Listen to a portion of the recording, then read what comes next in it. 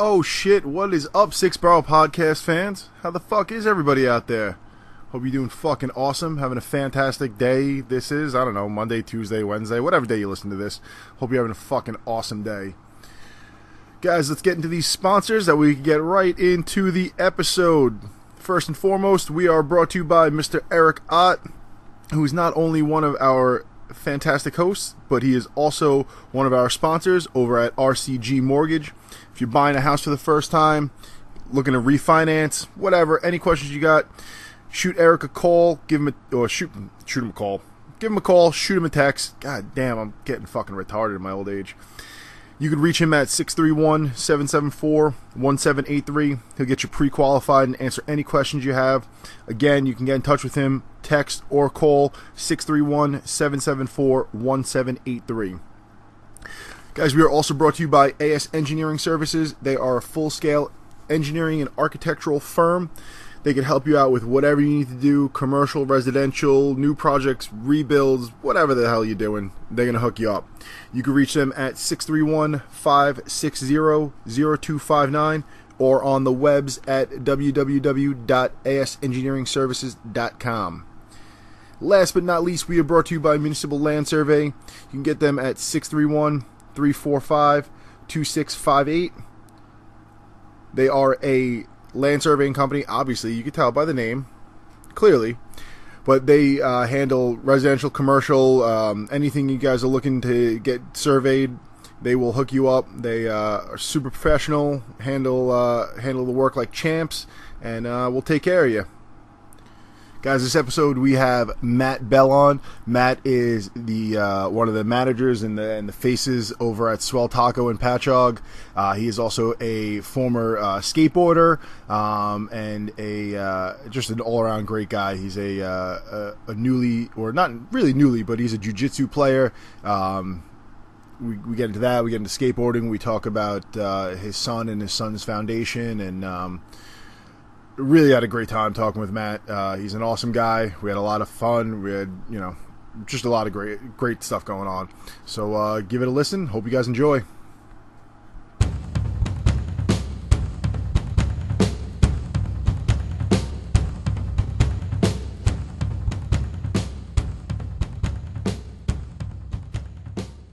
All right, guys.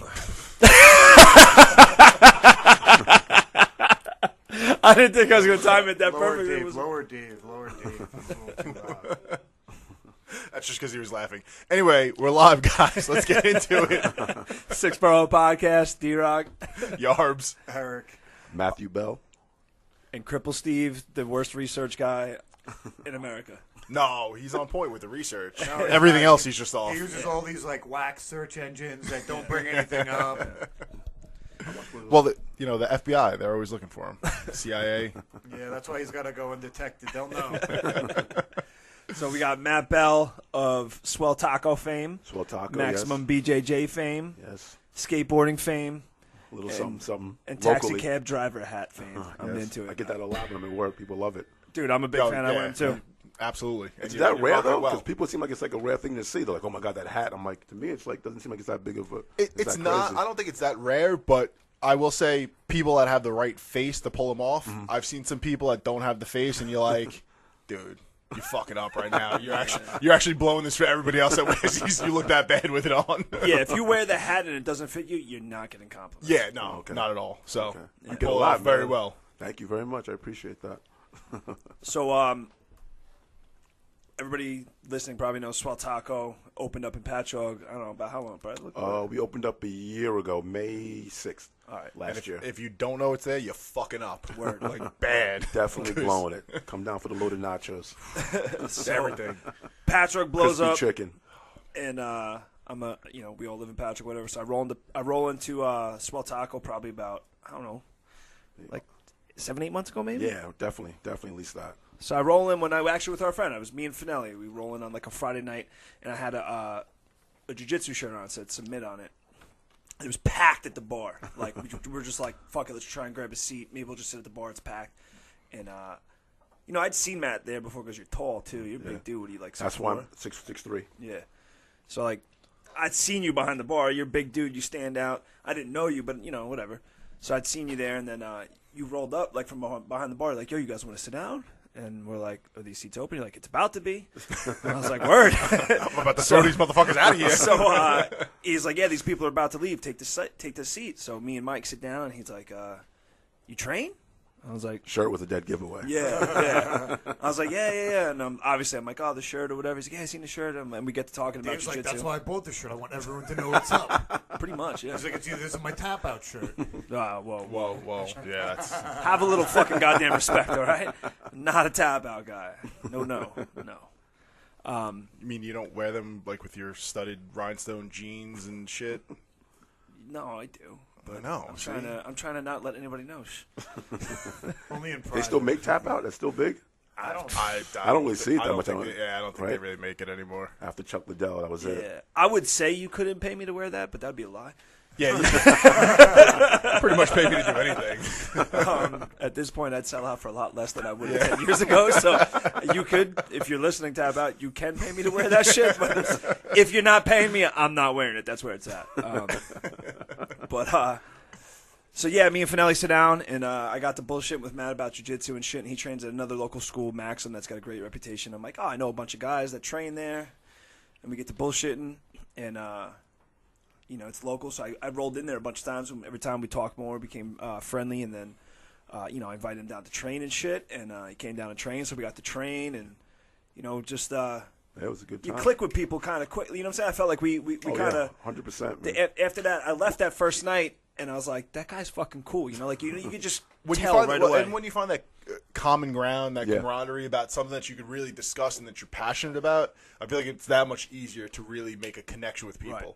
You know, it's super hard when you're like complete opposites. Don't get me wrong, you can definitely get involved with people that are completely opposite. And it's good to expand your world and shit. But when you have that one thing that you're passionate about, it just makes it that easy. Yeah, definitely easy to talk to. It was good. Yeah. It was good. And then invite me down was awesome. It took me a while to get down there, but I finally did. But it was good. It was a good time. Yeah, it was good. He came down with Anthony, who was here for the second time last week, actually, and Anthony's been down a couple times too. I've known Anthony for a while, so it's like it was the perfect storm. It was real cool, and you said that you knew Anthony before, right? Yeah, I met Anthony. Like you fought and he fought, and like you didn't believe that he fought or something like that. Yeah, so that goes way back. So before we'd actually ever met each other, a close friend of mine, his old neighbor, Anthony, dated his sister. Okay. So I was like pretty much, I lived with my buddy Dave. I lived with him, so I was like part of the family. So his buddy and his sister, I was very friendly with. I knew them very well too. They were my friends as well. And when I started training like 2007. So I just started training, and I was doing Nagas. I was going to get ready to do a fight. Nice. I'm like, oh, I'm going to fight. I'm all hyped up. And she's like, oh, my boyfriend does that too. I'm like, yeah, sure he fucking does. And I guess she said the same thing to him, like, oh, my friend. And he was like, yeah, right, sure he fucking does. Nobody fights. Yeah, that conversation. You have that conversation, like, oh, my friend does that UFC stuff. It's like, yeah, okay. Yeah, your friend's a karate wizard. Or your friend's lying. Yeah, like a lot of people. Pretty much. He's registered Undefeated, his 40-0 pit fighter. Yeah. Well, that's what went through my head when she's like, oh, my boyfriend. I'm like, yeah, sure he fucking does. And then years later, when we actually finally met, we realized who each other were. We're like, oh, shit, you're that guy. You do fight. Yeah. So, yeah, it was pretty funny. And, now we're buddies and we train, and he's been on the podcast a bunch of times, and so it's funny how things work out. Anthony's a good dude, man. When I first went to Maxim, he was one of the first guys that got me on the mat and pretty much whipped my ass, and let me realize that it's not what it looks like on TV. Right. When I felt that pressure for the first time, I was like, what the hell did I get myself into? It looks smooth on TV. Yeah. When you're down in the lane and that shoulder's on your jaw. I felt it from you, too. Going with you, I was like, this sucks, man. Yeah, man, it's not what it looks like. When you see, you see it on TV, you see, guys in whatever you're watching when they're fighting, and it doesn't look like they're exerting energy. Not at all. So if you're uninitiated, you're like, what the fuck? Why doesn't he just get up? If that was me, I'd get up. No, you won't. Yeah.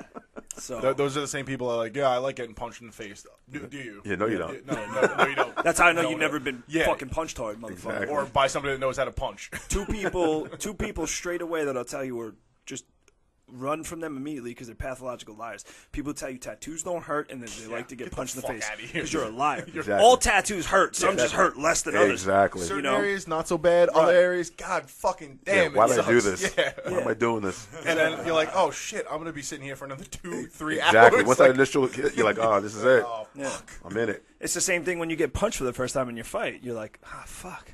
What am I doing? Why did I sign up for this? Like, all right, now I really got to hit this motherfucker. You know, like, I feel like there's such a big difference too between like getting punched with a fist, getting punched with like a 16-ounce boxing glove, and then getting hit with an MMA glove. Like you get hit with an MMA glove, you're like, the fuck have I been doing the last 2 years? I got hit with like fists. I got hit with boxing gloves.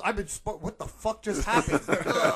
you find out how good, air quotes, your chin really is. You know, because in the gym, even when you're sparring hard with 16s, don't get me wrong, I've been hit real hard with 16s. But there's sometimes you get hit hard and you're like, all right, I ate that pretty well. And then it's like you get hit with a jab in the fight and those 4-ounce gloves. You're like, what the fuck? Why am I seeing stars right now?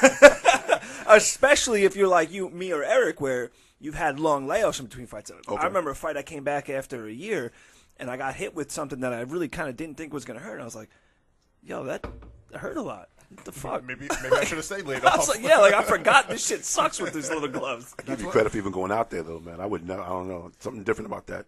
I couldn't get in there like that and just, you know, I like jujitsu. I like that. I don't want to get punched in the head. And going to that fight that you invited me to at Westbury, seeing it in person, I saw a tooth fly out.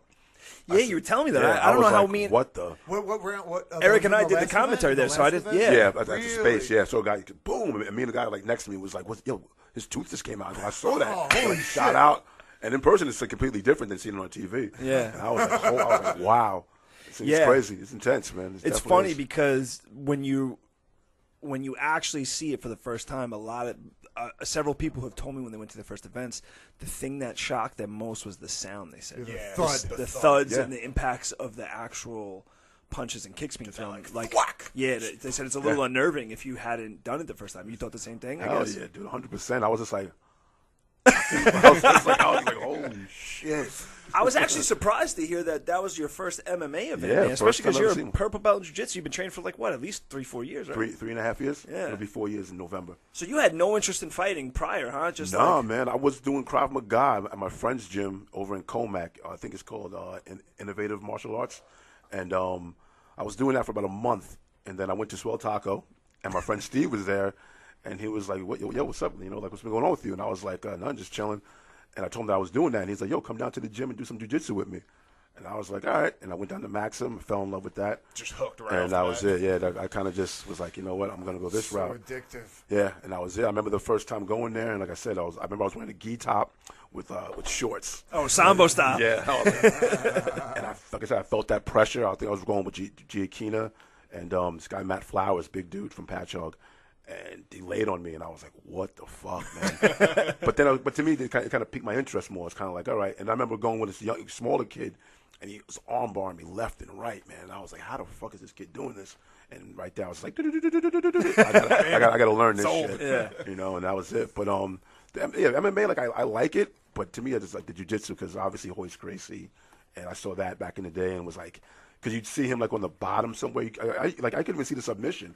Next thing you know, like the guy tapped, and they're like, "What the hell happened?" Right. And they rewound it, and you show you like, what is that?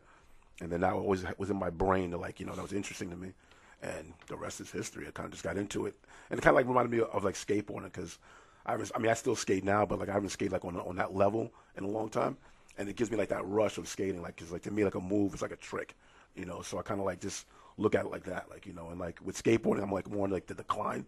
Cause I'm 45 years old now, so it's like you don't look it though. No, thank you. I appreciate it, man. Thank you. Skateboarding kept me very young and agile, and so when I got in the gym, like I kind of knew what it took to like get good at something, right? You know, and like that passion you have to have for it.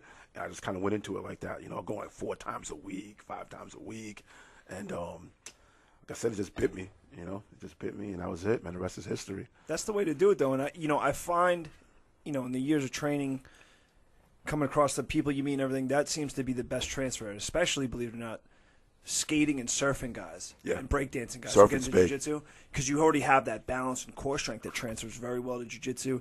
And if you've already if you're passionate about one thing and then something else gets your passion going, and like you said, you you know what it takes to get You've level already to created something. that like neurological pathway of forming that habit. Yeah, So it's easy to transfer. Exactly. Yeah. 100%. So 100%. Additionally, those sports like skating's not just something like some people are. Oh, I ride bicycles. Oh, I go mountain bike. It's like something you go buy a bicycle and you like legitimately like can do it like day one. Yep. Skateboarding, you get on a skateboard day one. You're not doing any tricks. No, not at all. No, Skateboard you're not practice. Surfing, those are both sports that take enormous amounts of time Skill and development. dedication, and yet to develop skills. And then, I mean, it's one thing to do a kickflip. It's another thing to start like hitting ramps and doing Doing a handrails. 720 or something. exactly. To get to that point, and jiu-jitsu is like sort of the same thing. Like nobody really comes down and they're good unless they have like a crazy wrestling base or something like that. Like it's the type of thing where like you're a big dude. I remember going down. I'm a pretty big dude too. I was like lifting weights. I started training in 2001, and I was just like in really great shape. 18, 19 years old. I go down, and there's this little Spanish guy named Ramon. And he's a black belt now. He still weighs like 135 pounds. And I'm just like, I knew jiu-jitsu because same thing. I'd watch Toys Crazy. But I was just like, if this dude doesn't fuck me up, this isn't real and I have to leave.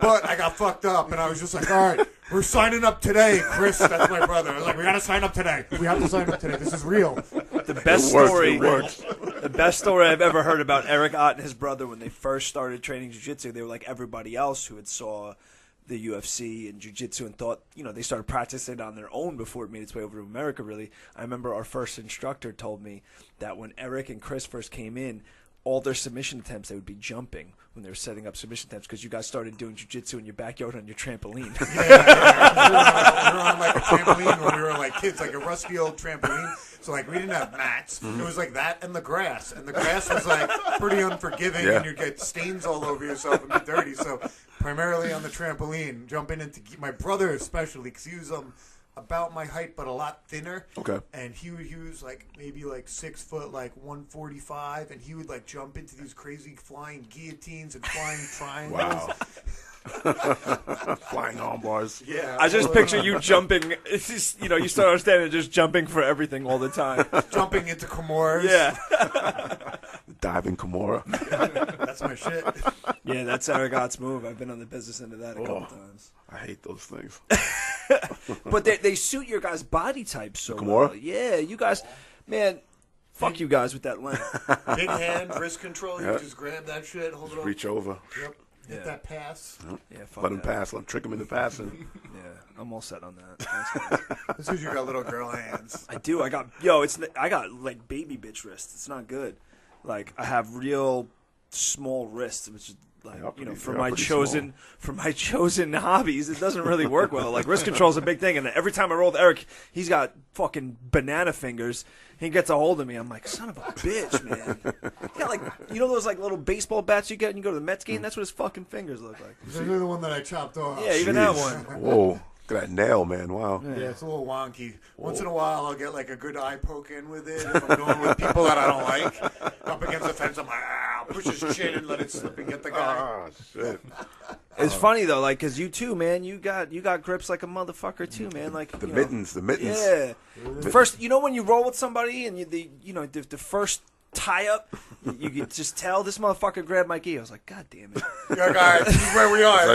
This is where we're going to be. That's what I got to do, man. He got that long ass leg on my hip and had a gi grip. I was like, yeah, dude, this is a nightmare. He got 6'3", strong motherfucker. Like, Got to use the length, man. Yo, the people that I hate to go against the most are built like us. Like, when I used to do a lot of grappling tournaments, I was super heavy into that. I'd be like, let's see who's in the division. I just look for the tallest motherfucker. I'm like, I hope that guy's in my bracket and gets eliminated because I don't want to go against him. He's got gonna have the same moves as me. I'm gonna have to be like real cheese and like to beat this guy. Shoot in for a takedown because my wrestling's decent. jump for guillotine. No, just hold top control like real lazy and stand up if he like does anything and take him back down. I'm not even gonna try to like get tangled in that mess. That's good, man. I got to figure out my strategy. I'm competing this Saturday for the Cool. first time. And Nice. so it's like I think it's 208 to 221 in the division with the weight. Cool. It's Masters too. I feel like I get my my feet wet the first time in Masters too, but I don't know, man. I'm a little nervous. Go have fun. It's a lot of fun. Yeah, You doing gi or no gi? Gi. I rarely train no gi. Oh, that's right. Yeah, I forgot. I mean, I like it, but it's rare that I get a chance to do it because it's on Wednesday nights, and I work Wednesday nights, so it's like I rarely do it. But I like it though; it's cool. But definitely, I'm more of a gi person. I'm old, like slowing the game down a little bit. It's more of a strategy Yeah. game. You got a lot of like the explosive wrestlers will do the no gi. They love it. They do. They love it, and many times they're not beating you with technique. They're just gonna out wrestle or outscore you using the point system. Which I'm a submitter. I submit everyone. Yeah. Everyone has to get submitted. If I win by decision, it doesn't count on my head. So I feel the same way too. Like that's why with the tournament, I'm kind of like I have to learn the point system because I don't roll for points. To me, it's Don't even bother with it. Just play your game because what I've learned, from my time with that is that it goes one of two ways. You can wind up changing your game for that rule set. And for me, anyway, I try to keep in mind what I got into jiu-jitsu for. Okay. I learned jiu-jitsu to beat people up. You know what I'm saying? The most effective way. And earning points in a tournament doesn't always translate to the most effective way to beat somebody up. So, also, I think you might get that in your brain a little bit too much. Just go out there and play your game. Have fun. And if you don't want to be thinking as you're going along. You just want to be doing and reacting. Yeah. Okay. Just go out there and do what you do because the second you try to adjust to something that maybe isn't what you're there for, it could also maybe sour the experience for you. Okay. Like I feel like you don't want to ruin the purity of what it is. Okay. Too, You're real long too. Everybody in your division is gonna be like, "Yo, fuck this long dude. Fuck this long dude." They're all gonna be like 5'10", husky. That was like me when I first started training. All my first tournaments and fights were against guys your size because I was like 5'10" and husky. Not to completely change the subject, but in the vein of the skate surf jiu-jitsu, there we go. Steve found this Instagram page, and this kid is fucking killing it. Who is this kid? I'm not sure. Oh wow, Primo Slide. Fucking real good. There you go. Where is he at right now? Like, I don't know. It was Hawaii. Okay. I've seen this page before. My buddy John Satava is. I know John Satava. Yeah, he's sponsored by these guys. I see he's got their shirts and stuff all the time. Wow.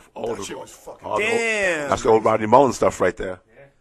Now he does this. Look at this shit. This is some fucking old school. It's like a freestyle contest right now. Damn. How's he doing anything with that fucking hair? This was big back in the day, like this, That's actually this what type of keeps me skating. going. Perpetual motion. Well, he's wearing a Power Falter shirt. So Oh yeah, so old school already. the whole Kevin Harris, Rodney Mullen. This is like the type of competitions that you saw in the when they were doing in Lords of Dogtown. Like Yeah, something I mean, this was. I mean, holy shit! No, watch This kid's this next real one. good. Watch this next one. He freaking. Here it comes. What? even like Lords of Dogtown. Though, I mean, that was more like the '70s. Like this wasn't even around yet. This type of skating, like this is more like the '80s. It's gleaming the cube. Yeah, it's like just like Rodney Mullen did like all this stuff. Like every trick that we do now, like Rodney Mullen invented every single one. Who's of them. that? He was on Powell, probably like one of the. I mean, he's like the Tony Hawk of like freestyle skateboarding. Like just every trick he invented, anything that you see on a skateboard now being done as far as trick wise, Mullen was doing like in like '85. Oh shit! Like tray flips, kick flips. Like he was doing those like before it was even in street skating. And then Mark Gonzalez and Nodis took the kickflip and put it into the street and started doing that. So I mean, but this is crazy though. It's still amazing what they see right there. This is Mullen, and then Mullen stopped freestyling and started street skating for a little while. What's the difference between freestyle and street? Freestyle's more this. Okay. And So then, just like on a flat surface. Yeah, and then street is like stairs, handrails, walls. Okay. This is like flat So ground. it's just tricks, flat ground, Yep. like just pretty much anything goes, whatever you can pull off. Yep. Look at those like big yeah, pants. stuff like this is all freestyle. That's Mullen though. That's him right there. Was those Jagos? Look how I think I had those pants. boom, impossible. It's crazy. Damn. Was that Venice right there? Yep. Yeah, Looks that's like what it. it That's what it is. looks like. That's definitely Venice. How'd you get into skating? Skateboarding. I remember I was in 7th grade at Bayshore Middle School, and I was sitting behind a friend of mine, Mike Graham and James Donley, and they were looking at a surf magazine. And I was kind of peeking over their shoulder, like being nosy, and I was like, "Yo, what is that?" And they go, "Oh, it's a surf magazine." I saw an ad for Madrid skateboards, and I looked at the magazine. And I was like, "Yo, it looks pretty cool." And they were like, "Yeah, you should get a skateboard." And it was like around like October of '85, and so Christmas was coming up. So my grandfather was like, "Yo, Matt, what do you want for Christmas?" And I had a choice between a sheepskin jacket, which was big at the time in the '80s, or the skateboard. So I was kind of like contemplating the sheepskin jacket, skateboard. Girls. And yeah, I was like, And then finally I went with the skateboard. I remember I left school for Christmas vacation. Hip hop kid wearing Lee jeans, Pumas, whatever. I came back after vacation. I was wearing Vans, like a T-shirt, and people were like, "What the Matt?" I was like, "Yeah, what's up?" They were like, "What the fuck happened to you?" Like, yeah, like in 2 weeks. You're like what happened? And I was like, "Oh, just skateboarding," and then the rest is history. Kind of just got into it. My brother Mike got into it. My friend Jared got into it, and we just kind of just started skating, and then. Yeah, it was. I remember my grandfather told me, because back then skateboards were like $200 and something for a skateboard, and he was like, "Just so you know, Matt, the skateboard, wasn't cheap, so just don't, use it for one day and put it in the closet." And that always stuck in my head, like, it's like I got into it, I kind of just kept going with it, and yeah, then I remember I moved to the city for a while, started skating out there with more people, and just got into it fully. Got sponsored. When I was young, I got sponsored by Kryptonics. Oh wow! The wheel Nice. company. Yeah, one of my first sponsors. And I remember a contest I entered. I was sponsored them, and then back then I thought it was Skate NYC contest at Tompkins Square Park, and I thought it was gonna be like a local small contest. So I'm like, all right, I'll enter.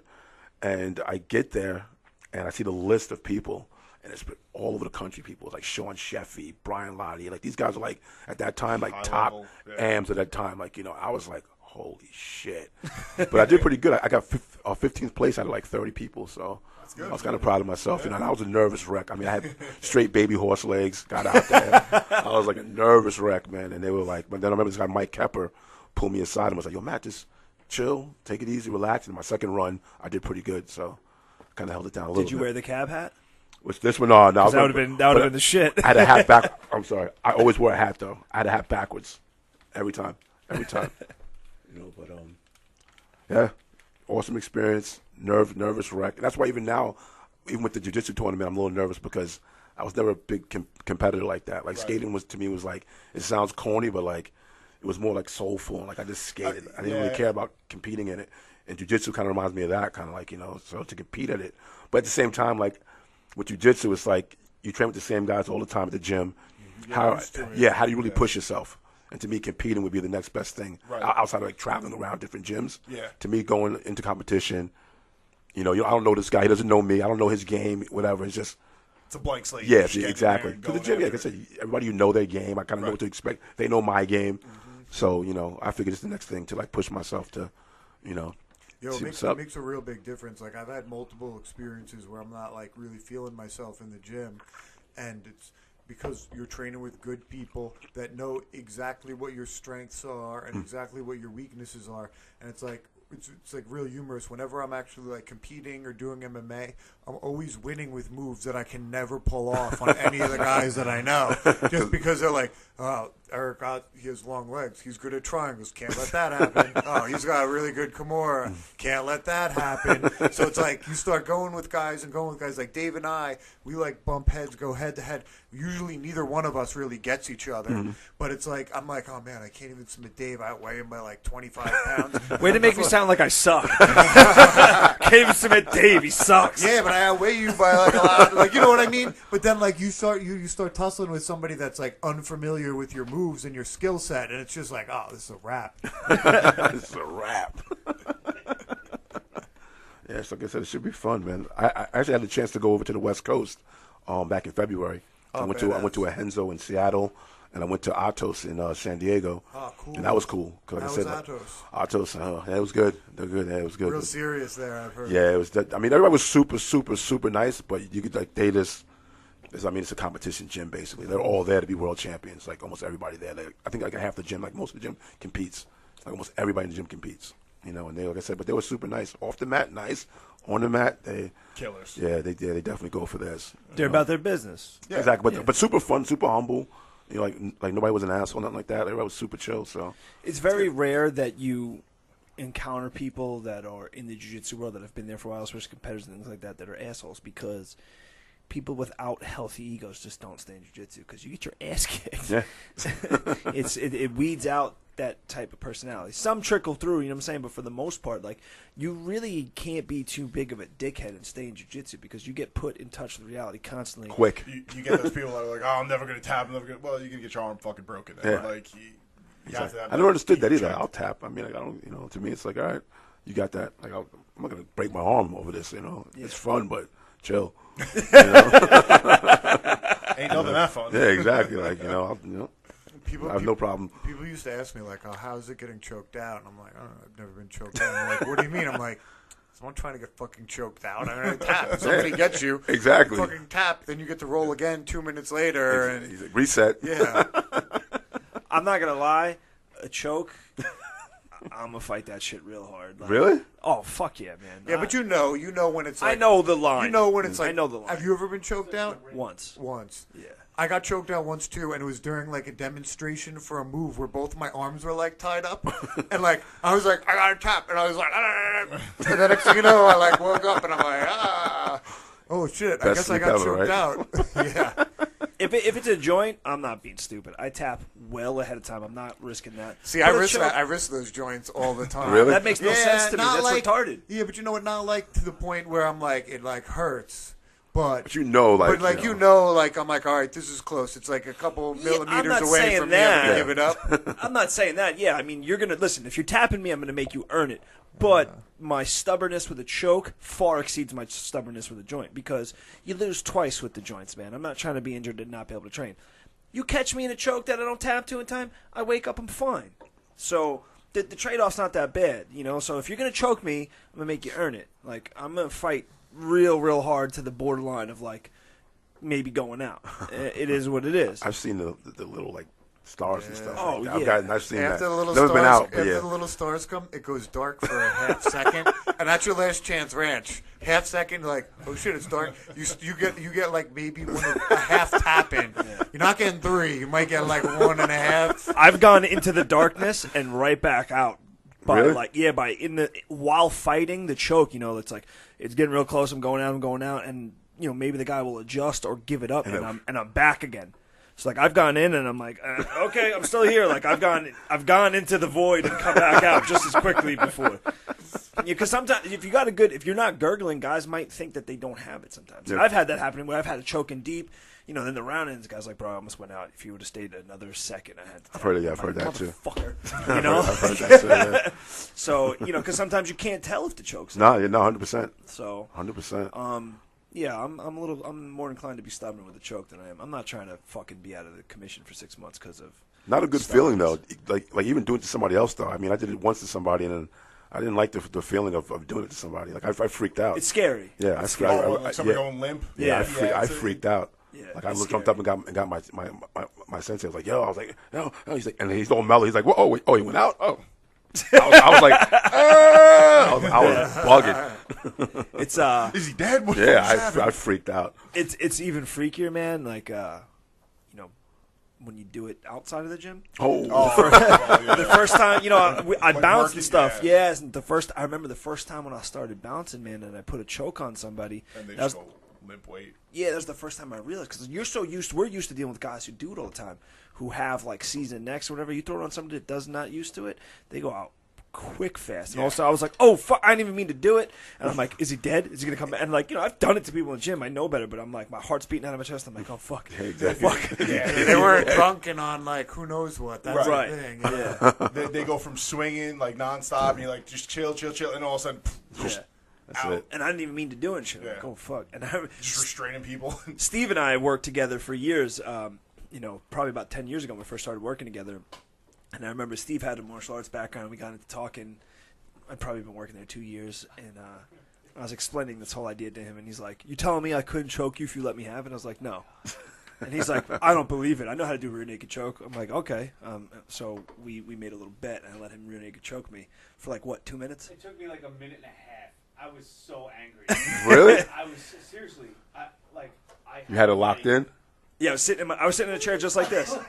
And I just was like, "Do it." You know, like, dude, at that point, I think I've been trained like 5-6 years. I'm like, I got a pretty strong neck. Like, if you don't do jiu-jitsu, I was like, I really don't believe you can choke me. So what happened? So You got out of it? he choked me. I just let him. No, I didn't fight it at all. I just let him choke me.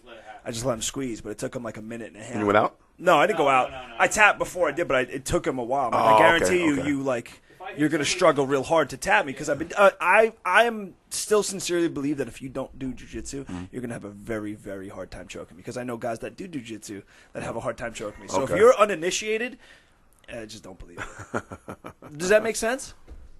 No, I get it. Yeah. He's right. Because if I I grabbed somebody else, it would have been Lights out. Yeah. Been lights out. And I was like, at first I thought it like he was out, and then he's just like instead of tapping, he's giving me the go ahead. Like, Oh, really? And I'm like, you fucking Egging him kidding on. me? Let's go. Keep it up, pussy. Yeah, basically. It was I very just though impressive. in my thought process, and I think this applies to all three of us at the table here. You know, you get choked, or you have people trying to choke you 5 days a week for the better part of the last, you know, for me and Eric, you know, decade plus, you know, and you 3-4 years. It's like you don't realize how accustomed your neck gets to that. Really? And with people who know what they're doing. So I'm like, if you don't know what you're doing that well, I don't think Good luck. I don't like your chances, buddy. So it's just. I got my brother in that one time. We were down in Alabama, and my brother loves kung fu and all What the that. fuck were all you that doing shit. in Alabama? My dad's from down there, and he's like on to like Bruce Lee and like stuff like that. You know, Wing Chun, and so I'm talking to him with like I'm playing around, and he's like, yeah, jiu-jitsu. He's like, yeah, it's cool, but whatever. I would do this and that. So I come behind him, like I put him like in a rear naked choke, and he's like, so I'm like, so what now? And my head was on this side, on the right side of his head. He goes, I would just poke you in your eyes. So I was like, all right. So I went on this side and squeezed tighter. And I go, and now what? And I kind of hit my head like behind his head. And he started poking, I thought, but he was tapping. And I didn't know. So I was like, see, and I let go of him. Out. Like laying on the ground, he was like, I was like, oh shit. Picked his legs up. He wakes up and starts picking up change on the ground. Like he didn't know where he was at, what the hell was going on. He was like, I was like, yo, I'm so sorry, Mike, man. My bad, but it's definitely a dangerous move, man. It works. That's the thing too, to the uninitiated, it's just not, jiu-jitsu is not something you can know unless you've done it. You can't understand it. You can't make sense of it. You gotta feel it. Yeah. I had a similar thing. I used to teach at about 4 years ago, I was teaching at a school that was more of a traditional martial arts type of place. And I came in there, and some of their students started learning the jiu-jitsu there. And they used to ask me questions like, well, they're skeptical, which I understood why. They were like, well, what if I could poke you in the eye, if I could chop you in your throat, and I could do this and I could do that. And I was like, well, when we roll, you are allowed to do whatever you want. And I will only do jiu-jitsu to you. You want to poke me in the eyes, you want to fish hook me, you want to grab my balls, whatever you are allowed to do, whatever you want to do. I was like, if you think it's going to work, and I will only do jiu-jitsu, and we'll see what works and what doesn't. Challenge. So I rolled with all of them. It was about 5 or 6 of them, and they all stayed on. It's just one of those things. You'd think that, I'll poke this and I'll hit that, or I'll bite this, or I'll grab your balls. This is never that easy. No, not at all. When I first started doing jiu-jitsu, I graduated in 2001, so it was the end of 2001. And back then it was pre The Ultimate Fighter on Spike TV. Like, we were still basically like cage fighters and pit fighters. NHB. Yeah, NHB and like all types of no holds barred for anyone that doesn't know that reference. Oh yeah, sorry. But I didn't know it. I thought it was a gang. I'm like, all right. we would get like all types of dudes that would show up at the Kyoto gym that I trained at. And I actually knew Alex Aristides from there as Okay, well. Yep, that's where I originally met him. I haven't seen him in a very long time. Okay. But so we both started there, but dudes would come in, and like some of them were like street fighters, and some of them were like, this jiu-jitsu stuff we saw it in the UFC, and then like we had a ninja come in, like a real ninja with a mask, Really? and like the shoes with like the two, the split. The Foot Clan. like the clan from Ninja Poison Turtles, Clan. and like challenge us, and had to fight like one of our guys who was part of his like promotion, and he just got his ass beat. He was a ninja? Yeah, like a legit ninja. Like a legit ninja from a ninjutsu school. Wow. He came in with like 2 other guys, and they like came in and they like, it was set up like, he has to go to other gyms and fight them in order to get promoted to the highest rank of ninja dumb or whatever you call it. But this dude just got his ass beat. But like we were dumb. Yeah. Yo, but we used to have all types of weird dudes. Like sometimes karate schools from the area would like be like, we don't think this is real. Really? And, yeah, and I remember at one point we had a guy from Spain in that was staying with us for the summer, who was friends with the owner of the gym, Master Mansour, and he was, I'm pretty sure he was a brown belt or a black belt, real little guy, very unassuming looking. He was from Spain, like maybe like 5'5", like 125 pounds. Didn't look like, not like the typical like New Yorker back then. It was like tribal tattoos, like juice head and spiky hair. Like definitely not like us. And that was like the guy, him and my younger brother were like the two, because my brother started, I was 18, he was 14. So like dudes would come in and they'd be like, oh, not like they didn't think it was real, but they were skeptical. Mm-hmm. So they'd be like, oh, you could fight Chris Ott. Oh, go get Chris Ott. And they go, my 14, 15-year-old brother comes out of the back. He's like 135 pounds at the time. And he would just fuck them up. And they'd be like, listen, you have to wear MMA gloves if you want to punch him. He's not going to wear MMA gloves. He's not going to hit you. He's just going to do jiu-jitsu. And sure enough, like, one by one, they would all just drop. And I wish cell phone cameras were around back then, because we would literally have like dozens of these like either challenge matches or just like high school wrestler coaches that would like come in and like want to know if it was like legitimate. But like then after The Ultimate Fighter came out, everybody sort of like realized, and that stopped real quick. Wow. Like I don't think I've actually heard of any of those like really since. Few and far between. Yeah, but it was like something legitimate like that used to happen. There used to be also like dojo storms were like the other thing. I know that you've heard of them. What is that? It's like there's an illegitimate school in your area, so you just show up with the crew and wow. Yeah, like unannounced and yo, what's up? We think you're illegitimate, like in front of all the students and whatever. It's like the Chappelle Wow. show. It's like shirts versus blouses. Let's do this. That really happened?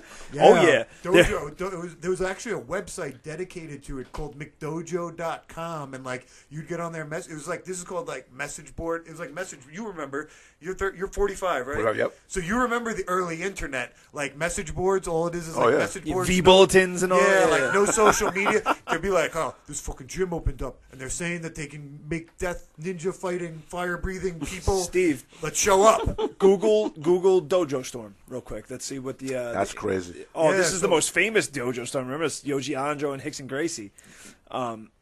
This was on the Rogan podcast. They actually like went real in depth with this when Hickson was on there. So Hickson went to that No, school? they showed up at his school. Yeah. Oh. A guy from Japan that was like a famous pro wrestler / like fighter guy, and they showed up at his gym and called him out. And, Wow. yeah. And they went actually behind the doors of Hickson's gym. And yeah, see these videos of what Anjo looks like? That's right after they came out. So nobody saw it really. They did film it, but they never released it. And Yeah, these pictures still didn't have get. never seen that Yeah. video. Hickson got in that ass. Yeah. And look, he wrote him a letter to Mixer Histon Gracie. I dropped by today to apologize for breaking into your gym. I believe we had a lot of misunderstanding because of too much people involved between ourselves. But I will like you to understand that two didn't want this fight as a business. I just wanted to fight you. I like to thank you for accepting the fight. I hope I can face you again in a fight, so I will train hard. I apologize again for breaking into your gym, but this was the only way. Yoji Anjo. Wow. You know you fuck somebody up when they handwrite you a fucking Yeah, man. apology. Like, you got your ass whipped, and you're saying you're sorry? Yeah. So that was a thing, man. Like back in the day, you know, maybe you were, a ninjutsu school or something like that, and this Brazilian jiu-jitsu gym just opened up, and Brazilian jiu-jitsu is the new kid on the block. The ninjas would roll in there and be like, assemble your crew. And it didn't go well for the ninjas. I just keep picturing ninjas, man. Like, I just can't believe that. The guy that came to came Kyoto on actually wore a skateboards. mask too when he fought. He actually Really? wore like the mask, 100%. The whole legit. size on the If side, you, everything? If you were to picture what you would consider in your mind, like, all right, that guy's a real ninja. That's who it was. I would have just started laughing. Real- I'm like, get out of here. I didn't believe it was real for a while. Yeah. Didn't believe it was real. And shout out to Paul Rodriguez, who was like the partner at the gym at the time. Like I remember one dude came down. He was talking so much trash that Paul took off a flip flop and hit this dude in the face with a flip flop. Paul was the dude back then that was not going to hear your shit. Yeah, Paul was quick to smack somebody. Yeah. He bounced at Neptune's back in the day. He was like, wow. yeah. So he was. He was like a hardcore kid from Queens, like in the CSI. early '90s. Like, yeah. Well, no, what's it called? It was CPIs. Yeah, right? CPI. Yeah. CPIs. And He worked at Neptune. CBI too. He actually was one of the guys that got me a job bouncing when I was like, you have to wait till you're 18, Eric. You have to wait till Where you from? What town? I grew up Gordon Heights. Like Gordon Heights. Middle Island, Japank area. What's your last, Ott, your last name? Yeah. I have a friend, Dan Ott, from Bayport. Any relation? No relation. No, okay. I used to skateboard with him back in the day. Cool. From Bayport, yeah. Dan Ott. That's great. Dan's probably actually a good guy, so he's lucky he's not related to Eric. Yeah, he might be a good guy. Definitely not related to me. Switching gears, man, I actually was curious about how you ended up at Swell Taco. Oh, Because I feel like you are Swell Taco, man. Like, Me? Yeah, man. Like, you kinda before I embody knew the you, whole- I knew you, and The like, whole vibe of the yeah. place, for sure. No, it's definitely a good place to work. I got there. My friend Vinny, who I've known for a long time, his cousin Steve and his cousin Brooke are the ones that started Swell Taco. Because if I have it right, Brooke was pregnant, and she was craving like SoCal style Mexican, because they're from San Clemente. Okay. And they couldn't find it anywhere. So So then that's they- actually what it reminds me of. Like I spent some time The in vibe San in there. Diego, and we used to go to. I was in Pacific Beach for a summer. I can't remember Ramiro's, I think, but it was like Place is awesome. Same thing. Like we would come in, get some food, and they were open late night too. So the first time I went to Swell Taco, I'm just like, oh look, there's like a million different choices. Oh look, soft shell. That was all premeditated. That San Clemente burrito's Oh, the yeah. fucking Yeah. bomb. You got the Big Papa. Big Papa, T Street. Oh, You guys got Pacifica on tap Oh, yeah. usually? Yeah. That's my shit, man. Yeah, Pacifico on tap. I'm Lagunitas. Eric's on. getting fired up. Look at me. He's getting all fired up. This is the happiest I've ever seen him at a podcast. Taco Tuesday right now. yeah, I got it. Taco Tuesday. Shit, where we going after? Let's wrap this bitch up. Let's go get tacos. Tuesday. The citrus plunge. Citrus Plunge, yep. Oh, that's such Yeah. a good fucking beer. Yep. But So good. but yeah, they so then Steve was like, once they opened up, I went there like randomly, and then Steve, saw Steve got me into jiu-jitsu, and then just asked me, if I wanted to work there, and I worked in the kitchen first for a little while, and then they decided to open up a new spot, and they thought at first Huntington, and then they decided on Patchogue, and they wanted like a presence behind the bar, and I had some experience bartending, so they were like, yo, what you want to bartend? And I was like, first I was like, nah, I'm good, and then Steve kept being like, yo, Matt, come on, do it. So I was like, all right, I'll do it, and then the rest is history. Kind of just went to Patchogue and set it off out Haven't there. looked back since. Yeah, no, not at all, man. Like I said, it's a good time there. Everybody's cool. You're a perfect fit back there. Yeah. Nah, thank you, man. Because you Thank got the laid back personality. But at the same time, you get your shit done. Like, Yeah. yeah. No, it's definitely, like I said, it's a good fit for everybody I think involved, and it's an awesome place to work. It's always a good time there. I'm trying to get them to play some jiu-jitsu videos during the regular hours. Yo, they got a customer base for it. No, I'll be there. 100%. And like Steve knows, like the surf culture and the jiu-jitsu culture are very intertwined, so it's right there. Yeah. But right now, I gotta wait on that a little bit. But after hours, I play it, like doing the cleanups, I put it on. But like I said, Swell Taco's a good time. Babylon's an awesome place too. Have you been to Babylon? I've been to the Babylon Yeah, one. Babylon's good. Yep. A little bit smaller, but same vibe. Everybody's cool there. Good energy, good food. Yeah. Just chill. It's just hard for me to justify going there when I live in Patchogue, so it's just Yeah. like it's, No, for you, it's the you- home run. you Plus, freaking- now I know you. You I'm freaking going lucked there, so out with what's up? Patchogue having a spot, man. You guys Oh, lucked so out. good. I man. went through 14 years of getting weird looks when I said I'm from Patchogue, so it's about time. Well, back in the day, Patchogue was a gnarly town, man. Oh, yeah. Gnarly Yeah. town. Like, I mean, Dave and I both grew up here. So Okay, like, yes, yeah. Yeah. That's Like, why- we went through, like, the, early to mid-90s of, like, yo, you didn't go anywhere in Patchogue. No. You drove through it. Yeah, you drove through. You didn't go anywhere. Nope. Other than TJ's Heroes, which is, like, far east on Main Mm-hmm. Street, there was fucking nothing there. There was, Sweezy's back in the day. Yeah, and Sweezy's that and the was it. library basically were there. Yeah. Those are the And the only Brick places House. you go. Yeah, I used to skate there. in And the front of Brick that. House was even a little later, like, but And Goodfellas if you wanted to get shot. right, exactly. When I was Goodfellas. 16 and fucking wanted to go out drinking, like that's where I went. Was Goodfellas. I knew one kid from out there when I was younger, the kid Bambi. I remember him from back in the day. He was from Patchogue, and then obviously like Jerk and Dash and all those guys from Patchogue. So I knew a bunch of Patchogue heads back in the day, but I never really chilled in Patchogue because There was no fucking- reason to. Exactly, yeah, exactly. It was like nothing to really do out here. No, there was But not. now it's Yeah. popping, man. It's Yeah. crazy out here now. It's like it's the place all over the island. Like Dude.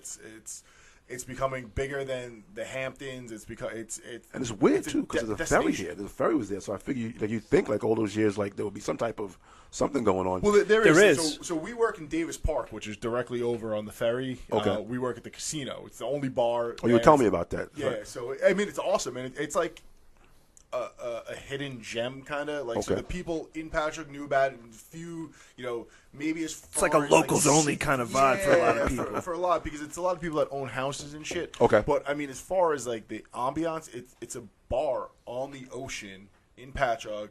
Is the only one there? It's the only one? It's it. That's it. There's one store, one restaurant, one bar. That's it. So it's really it's mostly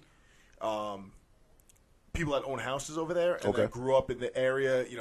Bellport, Patchogue, Blue Point, Bayport, maybe a little bit into Sayville, but once you get into Sayville, you got the other ferries going over and stuff. So a lot of people that own houses, but now it's starting to become known to a lot of other areas. Like, we get a lot of, Selden, Centereach, Yaphank, Shirley, Mastic, and stuff like that. So it's becoming a much bigger spot. But, I mean, we got live music on Saturday, Sunday. It's awesome. I got to go over there. I've never been to Davis Park. Yeah, no, come on over. I never even heard of it until I started working at Swell Taco Patchogue. I never heard of it. You take the ferry right over, come over. Like, I'm always at the front door, so okay. We got you. We'll hook it up. When are you guys over there? Every weekend? Every weekend, yeah. Okay. We're usually Friday through Sunday. Okay. If you're looking for like a laid back day, Saturday's the day to go. Like we usually have, not bad bands, but not like huge crazy party bands. They're a little more relaxed type music, and it's it's super family friendly, especially on Saturday. So like some kids, dogs, stuff like that.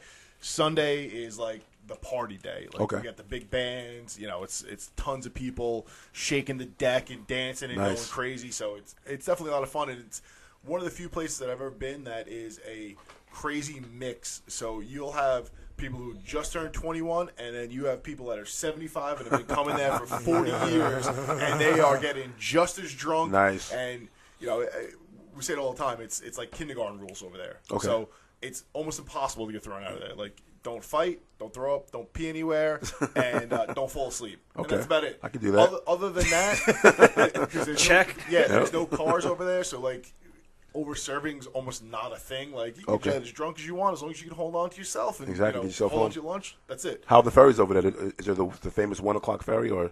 No, they got rid of that. They don't have that anymore? They got rid of it, but I believe it's back this year. Really? Really? Yep. Pull up the ferry schedules.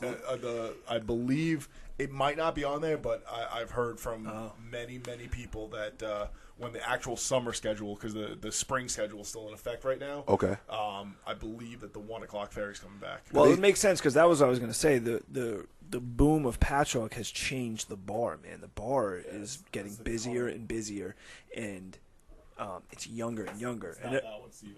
This is the spring schedule. I know Bay Shore they stopped the 1 o'clock ferry. They got rid of they it. did. They had to though. It was out of ridiculous. control. It was a fucking shit show. After you're older than like 26, 27, you're like, I don't even want to go over Yeah, there. 100%. It's like taking the drunk home train at night. Like Sunday, I terrible, can't be doing terrible. that. the Sunday 6:30, 7:30 ferry from Davis Park, because Sunday fun day. We got the band when the band ends, and all the drunks get on that fucking boat, dude. That boat's a nightmare, man. There's always fights. There's always I'd rather cops. stay to the last ferry than try and get on one of those boats. The bar is getting crazy, man, because like I said, Patchogue's huge now. The Hamptons aren't what they used to be, so a lot of people are now making their way over to the casino. Yeah. And it's younger and younger the crowd. It's not because There's a casino over there? No, it's just called the casino. Oh, but yeah.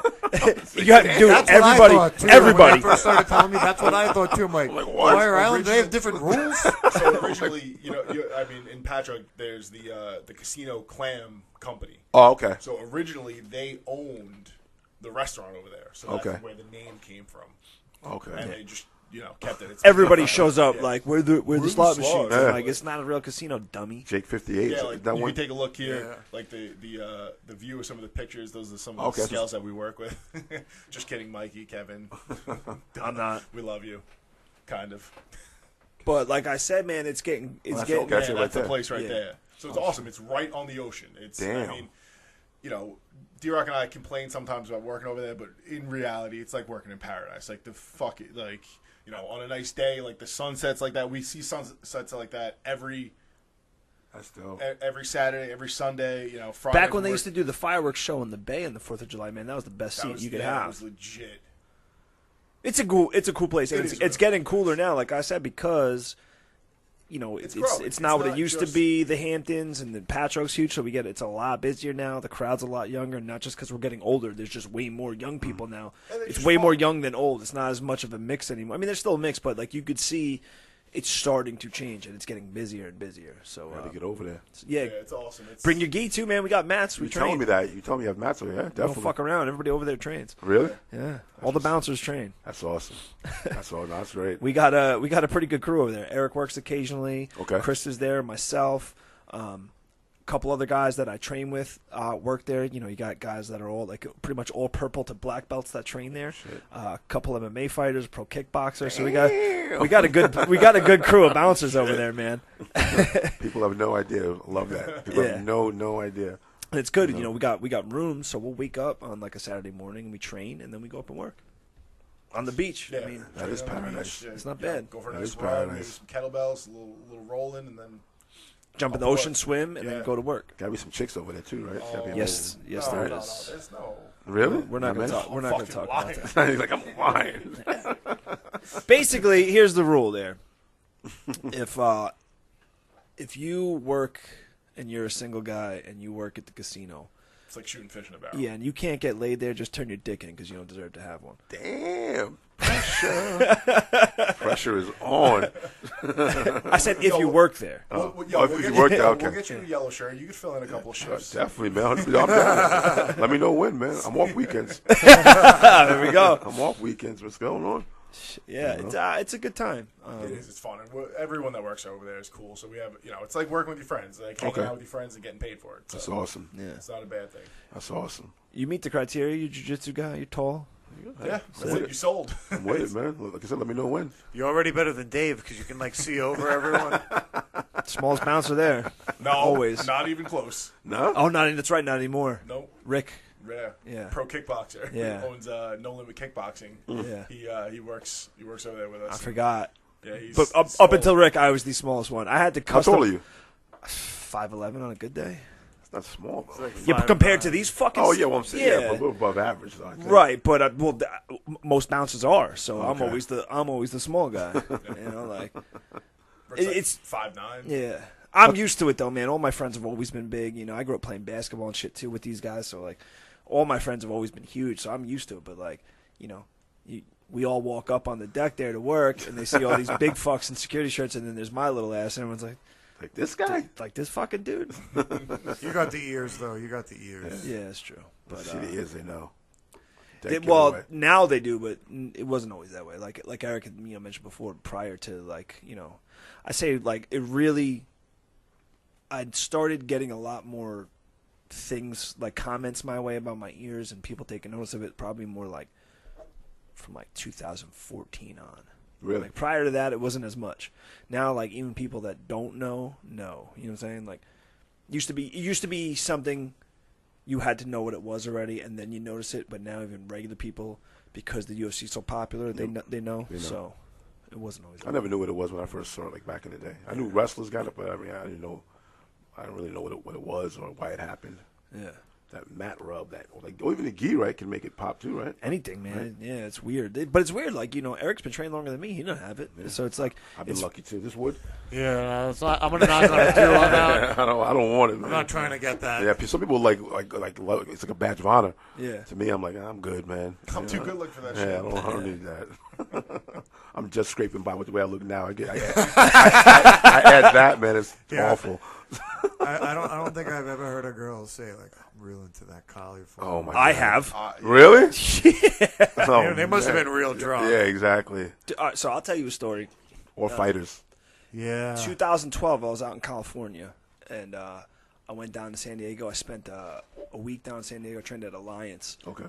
For the week, got fucked up, and my left ear had a little piece left to swell up, and I left. I was training down at Alliance. I was doing pro class. Shout out to Eric Uresk, who was training down there full time and allowed me to come down there and train. I got to train with Jerry Stevens, Dominic Cruz, Brandon Vera, like all those guys, and I got my ass kicked, but it was awesome. So I left with my ear all fucked up, even worse. And my buddy Dave lived up in California at the time, so he drove down to San Diego, picked me up, and we went up and stayed with him. And he was in Venice, and we went to this bar called the Brig.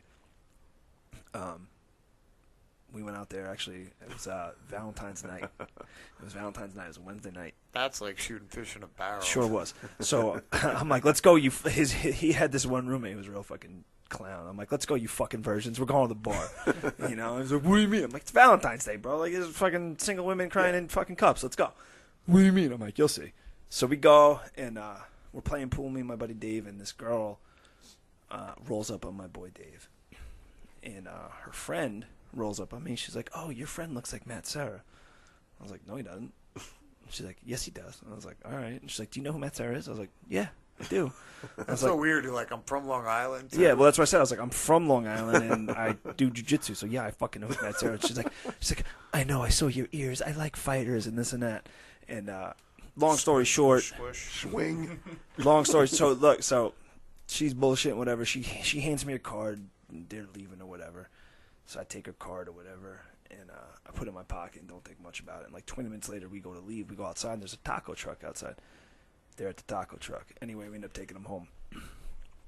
So whatever. You could do the math. And so that was the years. But there's a funny little caveat to that story. How many years has it been? Is that your only story? That's not my only story. Really? It's the best one, though. Okay. Yeah. It's the only one worth telling. So I look at her card. She leaves, right? And I look at her card, and I'm like, what the fuck? On the back of the card, she's a clinical psychologist, right? And on the back of the card, it says sex and relationships. I'm like, what the fuck? What? So me and my boy Dave Google this chick. And I'm like, yo, she's famous. She's like written books. She's been on TV and shit. I'm like, yo, I think I just got profiled. like she set out to grab somebody tonight and like pick me because of my ears. Got him. Yeah. I won't say her name on the. We'll Google her at the end of the podcast. Okay. I don't want to put it out there and blast too much. But so yeah, I've had a few approaches just based off the years. I believe that though. Yeah, some women are into it. Yeah, I could definitely believe that. Girls, everybody's into some weird shit here and there. Yeah. Everybody has their thing. Yeah. Some women like gray hair and shit too. I hope. If you know any, let me know. I got plenty of them. I'm sure. Come on, son. I know you hear it. You're behind the bar in Patchogue. I'm sure you hear it. I mean, honestly, man, like, shut up. I don't believe you. I know bartenders who are not as good looking as you and just. I don't know, man. Tall, dark, and handsome, bro. Come on. Fuck out of here. Tattoos, like, you got that swagger. Come on now. No, I'm telling you, I mean, he's just being humble. It's not that gravy. It's cool. You meet some people here and there, but it's not like that. Because like with Swell, it's a bar, but it's not like a bar crowd like that. Like, you know what I'm saying? So you don't get like, feel what you're saying. Maybe if I went to the tap room, something like that, maybe. But Swell, like I said, it's a different atmosphere there as far as like. You're still not convinced me. I don't believe that you don't get hit on. I'm not convinced. Yeah, I don't. Honestly, if I did get hit on, I'm so oblivious to that type of shit. I'm like terrible. I hear you on that. Me too. I'm awful. I'm the worst in the world. Unless you have to grab me and be like, Matt, and like shake me, or I'm just like, duh. Huh? Yo, same team, same team. This guy has literally had people like fucking grab him, like, and like, yo, what are you doing? Yeah. Like, what's the problem? Like, that's yo, she was fucking. Last time I left, you had no pants on. How did it not happen? How did it not happen? I didn't really think she was into it. Yeah, she took you down to the room. Exactly. And took your pants off. I'm the same way, dude. Bro, I'm bad. The two of them could tell. Dude, I like I'm guilty. Yeah, we walk into a bar and there's this hot little girl that works there. She has her coat on and her to-go bag with food. And she's like, oh, Dave, what are you doing? I haven't seen you in a while. Next thing you know, it's like 2 hours later. She's still there. Her food is still in the to-go bag. Damn, Dave. Her coat's off. And then Dave's like, oh, I'm real tired. I got to get up early in the morning. And I'm like, wait, what's going on? And I'm like thinking, like, there's something wrong with this girl. I'm like, yo, there's something. She's tainted.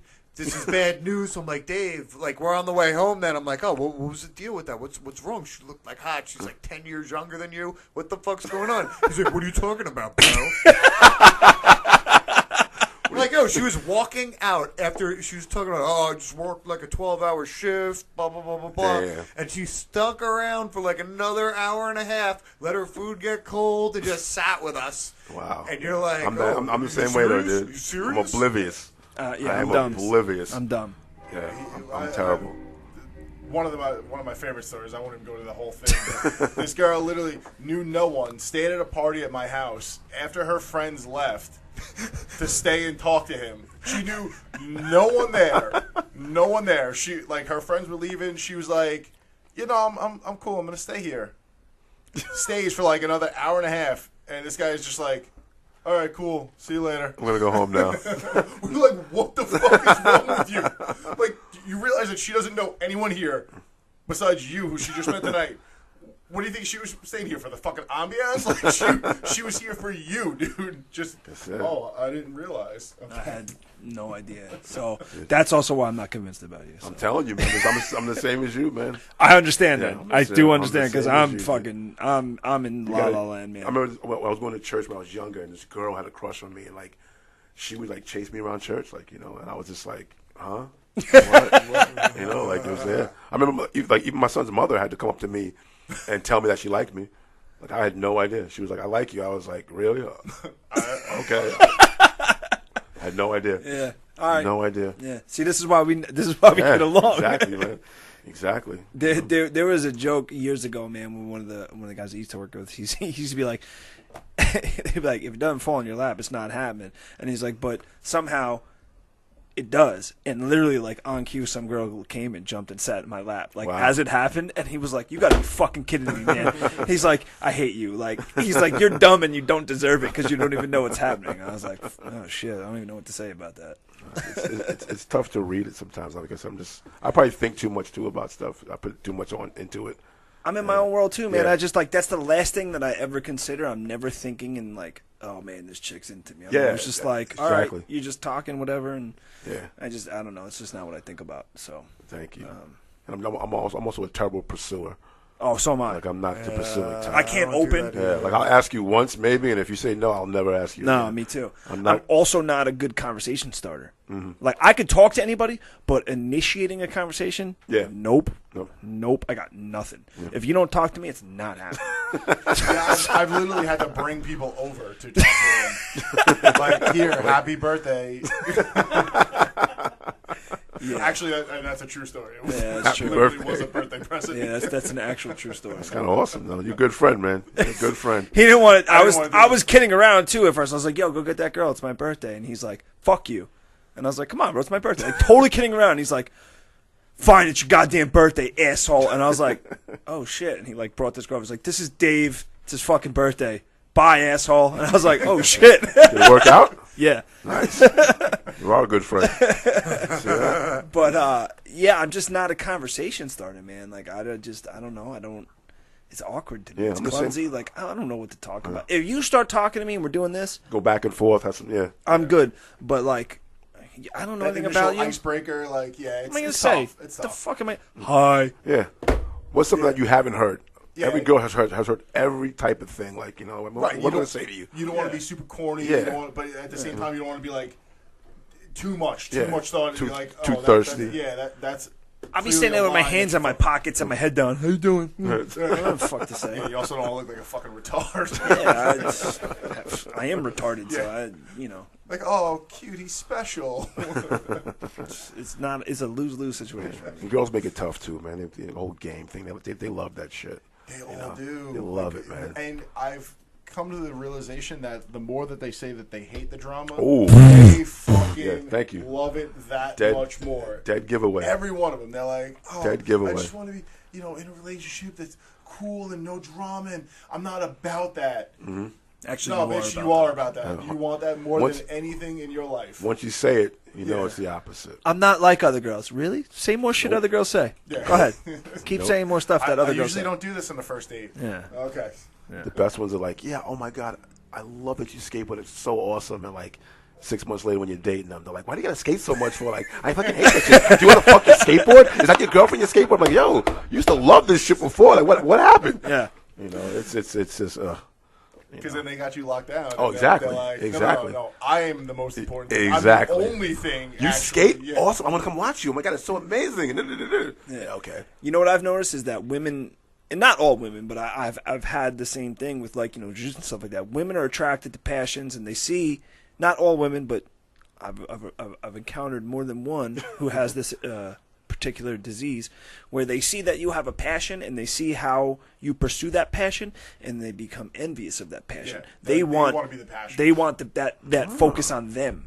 Okay. What starts off as something that's attractive to them actually turns into something jealousy and a negative, and it's like it's a double-edged sword, man, because like they see what you're capable of and your dedication and your passion and how you pursue it, and they're like, well, how come that same shit's not directed at me? Yeah. I always feel like they say like, yeah, I want a guy who has a passion, but I always say only if that passion, you know, affords them an income that can help you out. Well, that too, You know what I'm saying? yeah. Because hey, I could say, hey, listen, like Matt, what's your passion? I like jiu-jitsu. Well, yeah, but like, you know, what do you want to do? Open your own gym? Like, What do you do with that? Yeah, it has to be like an end game to it. It can't just be like I enjoy doing jiu-jitsu and being a bartender. Right. Like, no, well, jiu-jitsu, you should open your own gym and do this and that. Like, no, I just like jiu-jitsu. It's just a passion. I like doing that. There's always like some type of end game of like what's gonna make you money.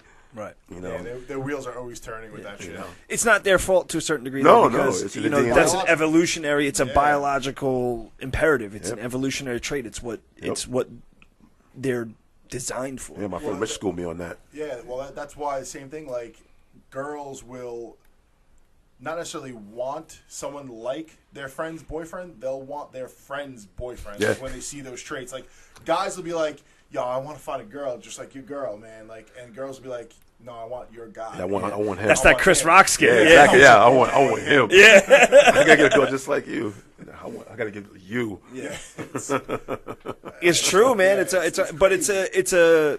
I read this book years ago called "It's Not You, It's Biology," and it explains all that stuff about how, you know, the biological advantages and imperatives that are ingrained in women for how they pursue men and what they're attracted to for those reasons. And then the same thing with men.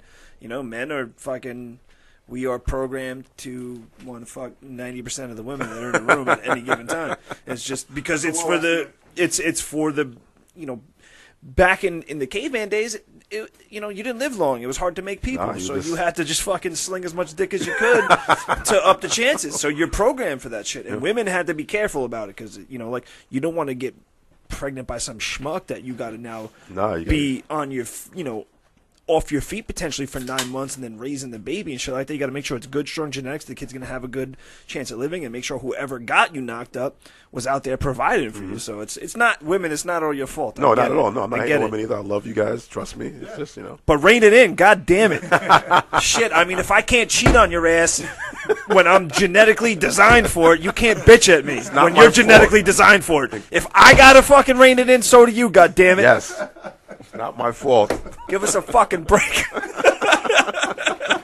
I think we got to start the podcast with that rampage. This might be the first edit of the Six Borough podcast ever. Something like that. I think we need to make that a YouTube clip. We'll have tons of male listeners, but no female listeners after that. I'll take some haters. I'll take it. Listen, that's like that meme that's going around. Pills that are hard to swallow. Yeah, man. Take that shit, motherfucker. If Bill Burr has a podcast and all these guys, we can, you know, I mean, like, you can definitely do it because he talks a lot of shit about a lot of things. So, it is what it is. I'm not worried. And really. girls love him, man. Girls love Bill Burr. So, it is what it is. I mean, you know, it's just the truth. It's just what?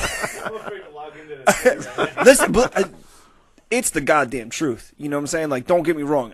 There's certain things that are in you, and they're not going to come out of you biologically, right?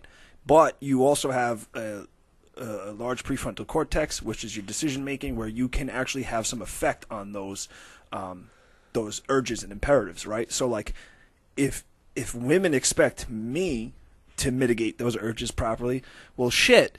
We're in the day and age of fucking equality, and you can do what men can do. Right. Well, guess what? You gotta do the same shit. Stop fucking bitching at me. I don't care that your hormones are going crazy and you're on your period. Shut the fuck up. I gotta suck it up and keeping in my pants, Yeah. and you got to deal with the same. Yeah. You got to do the same fucking thing. So Yeah. it's a two-way street. Two-way God damn street, it. man. So 100%. Off the topic, and when you were saying that this day and age, have you guys seen that they've started giving out non-binary birth certificates? Yo, just fly me right to the fucking center That's of what the I'm sun. saying, yo. Like, What so Fly me right birth up this fucking certificates planet. that are not male or female. Oh. Even though we know genetically those are What the two state? sexes. What state? It was actually Canada was the first one, Ontario. Of course. So it's just a blank slate. No, Just a- their sex or gender was X. yeah, man. I don't know. It's a Like, listen, you could be whatever you want to be. Yeah. I'm fine. I don't care what you want to identify as, but let's be clear. Biologically, there are male and female. That's what there are. Yeah. And there's a difference between the both, and it doesn't make one better than the other. It has nothing to do culturally with you want to identifying as more masculine traits, feminine traits. I don't give a fuck. Yeah. That still doesn't change the fact that you're a gender, and even trans people. No problem with that either. I have no fucking issue. If you were born a girl and you want to be a guy, and you were born a guy and you want to be a girl, that's fine. Yeah, knock but yourself just out. don't make up some fucking other shit and then like get mad at people when they don't fucking. Steve's way of chiming in. Go ahead, Steve. Shout that out. Can't be a woman getting her prostate checked at 40. Sorry. That's what it is. As he drinks a Bud Heavy. You fucking redneck. Like Confederate flag. Oh, Jesus Christ, man. Oh, shit. But yeah, like, listen, people are allowed to be whatever they Yeah. want. They want to think whatever they want, but like, first, don't push your opinions on other people. Like, Except people- mine. Right, exactly. If you want to do that, then start your own fucking podcast. yeah. No, I agree, man. I think it's gotten a little out of control. It with really that. has. You know what it is? Because there's no real fear or threat right now. Oh no, We are living in the safest time in human everything's history. PC. Everything's peace. So it's become, well, what can we get aggravated about? There's no communist. There's no, there's no Nazis. There's nothing like that we really need to worry about. I mean, we had a little bit of a recession and things like that. So people were, at that time, you didn't really hear a lot about this shit. But No. now that the economy's doing better, now people are like, oh, what the fuck? What can I get aggravated about? What can I get We're mad losing about? communists every single day. North Korea, Yeah. 10 years from now, is not going to be communist. Nah, It's yeah, gonna be I like agree with that China. too. What'd you say? We're losing Yeah, we're communists? losing our communists. Is that a problem? Yo, fuck. It is. Changing. It is. They're It's a- open their borders. They're like, is the a- whole fucking world is changing. It's a problem for government. There's always got to be like a bad guy for the government. Yeah. to Boogie, protect got to be you a from. boogeyman. That's Yeah, what there's got to be a it is. boogeyman. 100%. We're losing North Korea. And who's next? Who's now, next? unfortunately, the boogeyman is becoming people that are decent, normal people. There's still Putin. Putin's still out there, man. That guy's... Yeah, but even still, That guy's he's maniacal. He's Yeah. gonna be like Lex Luthor from like he's like losing his hair. He's only got a little bit left. He's gonna start wearing like He's like 311. yeah. He's like this tall guy. He's a judo black belt too, and they had him in the video doing Yeah. it, and they're like, "Who's gonna tell him he's not?" Yeah. You know what I'm saying? Like, But he like sucks. rides- He's like, he rides "You gonna tell me he's not a black belt?" He rides on But he's got- horses with yeah. like no shirt and like a sword. But he's got Fedor in his back pocket too. So, Oh, yeah. like, Yeah, I wouldn't want to fight him. He Yeah, looks kind of that's good. scary. He has that look. That look. I don't know. He got that 5 head, too, bro. Yeah. He's got well, that that's because big-ass forehead. that motherfucker is legit. He's kills assassin. people. Oh, exactly. Yeah, he is- Exactly. Like Kills he people. He was KGB before, right, or something like Yes. that. Oh yeah, so yeah. Like I remember when every time I see a picture of him meeting with political leaders, I'm like, all right, the guy on the left killed no one. The guy on the right probably like throws people off the building before he goes to bed every night. Like, yeah, bring him up to the roof. I'm gonna throw him off myself. Printing that nasty news article about me. He's like Darth Vader, man. Shuts him down. That's it. Done. Yeah, I don't think they're getting rid of that guy anytime soon. So, Putin? yeah, so he'll always be Even around. when he was not in control of Russia, that motherfucker was still in control. He was of somewhere, Russia. yeah, Yeah, he was still behind the fucking Iron blood Curtain. and flesh. Yeah. He's riding a fucking bear. That's great. Is that Trump on a lion? We got a picture of Trump with a gun in his hand, riding a lion. He has a 6-shooter. Yeah, right, with Putin on a fucking bear riding through a lake together. That's fucking hilarious. That's amazing. Pew pew pew. The thing is, though, Those guys are best friends, yo. Yeah. the thing is, Putin though is like a legit badass, and Exactly, yeah. Yeah. Trump Trump's has kind never of killed anybody. no. He might have. Except his Well, phone. no, he paid people to kill people. That's what he He did. may have, but that's even like nobody's really ever brought that up as like a legitimate He's definitely, thing. you know, I mean, he's not the, he's not Putin the has Clintons. actually killed people himself, whereas like Trump has probably led to people dying and maybe paid to have people killed. Putin If kills you even, himself. Even that, I think, is a far stretch a little bit. For Trump, yeah, I think it's a stretch. I don't know. He's a shady businessman. Like, Now, the Not that shady though. Like you I don't can't know, man. You don't Well, he become just killed his you don't people's- get to the billionaire level without fucking catching bodies. I Yeah, feel without like. stepping on some toes. Wasn't his money handed to him though, like from his A father? lot of it, yeah. Well, yeah. yes and no. So not really. He built a lot of it himself, but he built it with a His loan father from was his worth. father. Oh, from his father, was okay. worth, like, Well, I some think of his it, like father I was said. worth 10 Yeah. mil when he died. Oh, okay. So He got started with a good. Yeah, chunk. He got some help and stuff, but he Started on second base before he got the home. yeah, Okay. he did a lot. he started on possibly halfway to He, third. yeah, he Okay. was stealing third already. But, you know. I mean, you're hanging out. If you got $10 million, you're hanging out with very, very similar people. Yep. That if you That have are a willing couple to help hundred and push, million yeah. too, like you're going to the same schools and stuff like Takes that. money to make money. They That's say. right. You know. 100%. So, all right, I'm looking at. Steve just pulled up. We got the website here. Matt Bell Oh, Jr. yeah. 2018 annual bowling fundraiser. Is that coming up or that happened already? That happened in January, actually. So we're That late. happened We're already. late. Yeah, that happened already. But we'll be doing a different one probably later in the year. I'm sure we did it at the Patchogue Bowling Alley, actually. Nice. So, That was in January, definitely. is that something you want to get into? What's that? Your son. I don't. Oh, yeah, if you want- I've never. I don't know this. I don't know. As far as like this, I don't know what happened. he had a heart condition that actually he wasn't born with it. It was kind of came out of nowhere. He was at school, I remember, and his mother called me up and was like, "Yeah, Matt's not feeling good." The nurse called me. We're gonna take him to his private doctor. So he went there, and then they did some tests, and they were like, "Yeah, bring him to the emergency room at Good Sam." So he went there, and then I came from work, went there, and they were doing like all types of tests and stuff, and then they were like, "Yeah, we should take him to Mount Sinai in the city because it's like a little worse than we thought." So I'm kind of thinking like, "What the fuck are you talking about? My son's 17 years old. His heart." So then we go to Mount Sinai. They do some tests there. His heart was enlarged by I think 5 times its size, and that means it grows. People think it gets bigger like this. It grows in, so it constricts the blood. So Right, so it's hard to pump the blood. So he was in the hospital for about a week. They put him on medication. They got his heart beating to like a normal rhythm, and he got sent home. And they were like, "Yeah, he's going to be on the monitor for a little while, medications, this and that." And then slowly they started taking medication away. So we're thinking, okay, we dodged a bullet. It was some weird freak shit, who knows? Graduated high school. He moved in with me in Westbury. He was living there for a while, and then he moved back to Bay Shore. And one day he was at work with his uncle, and he collapsed at work, and that was it. Got the phone call.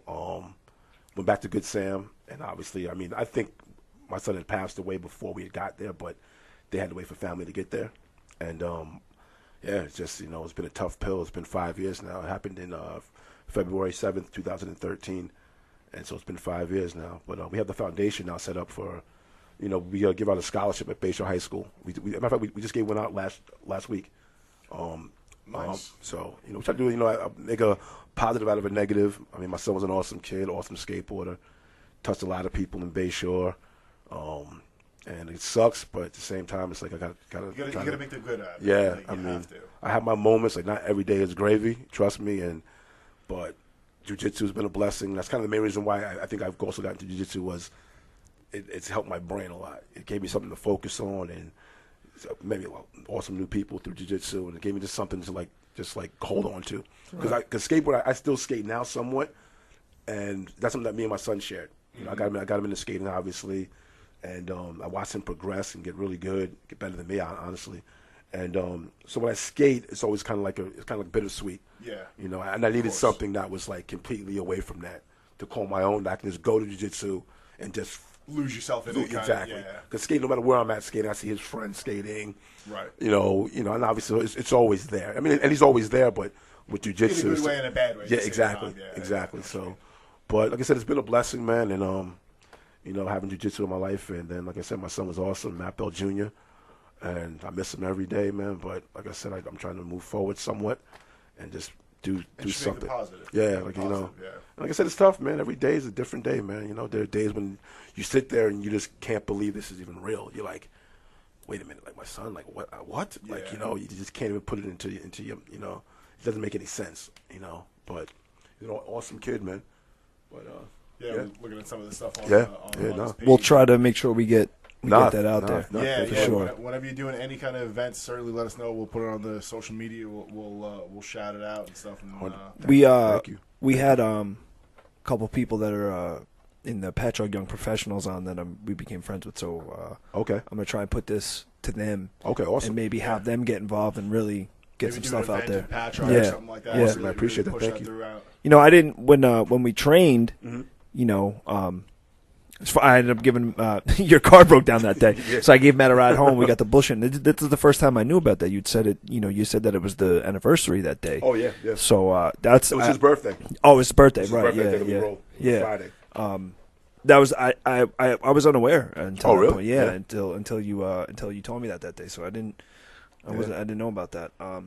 But we'll make sure we try to get this out there. Yeah, and, I appreciate it. help Yeah, get anything the we word can out do there for and, sure. Thank you. Yeah, Yeah, it's a great cause, man. Maybe even do a live podcast or something from an event. Or That'd be something. awesome. Yeah, Yeah. we could.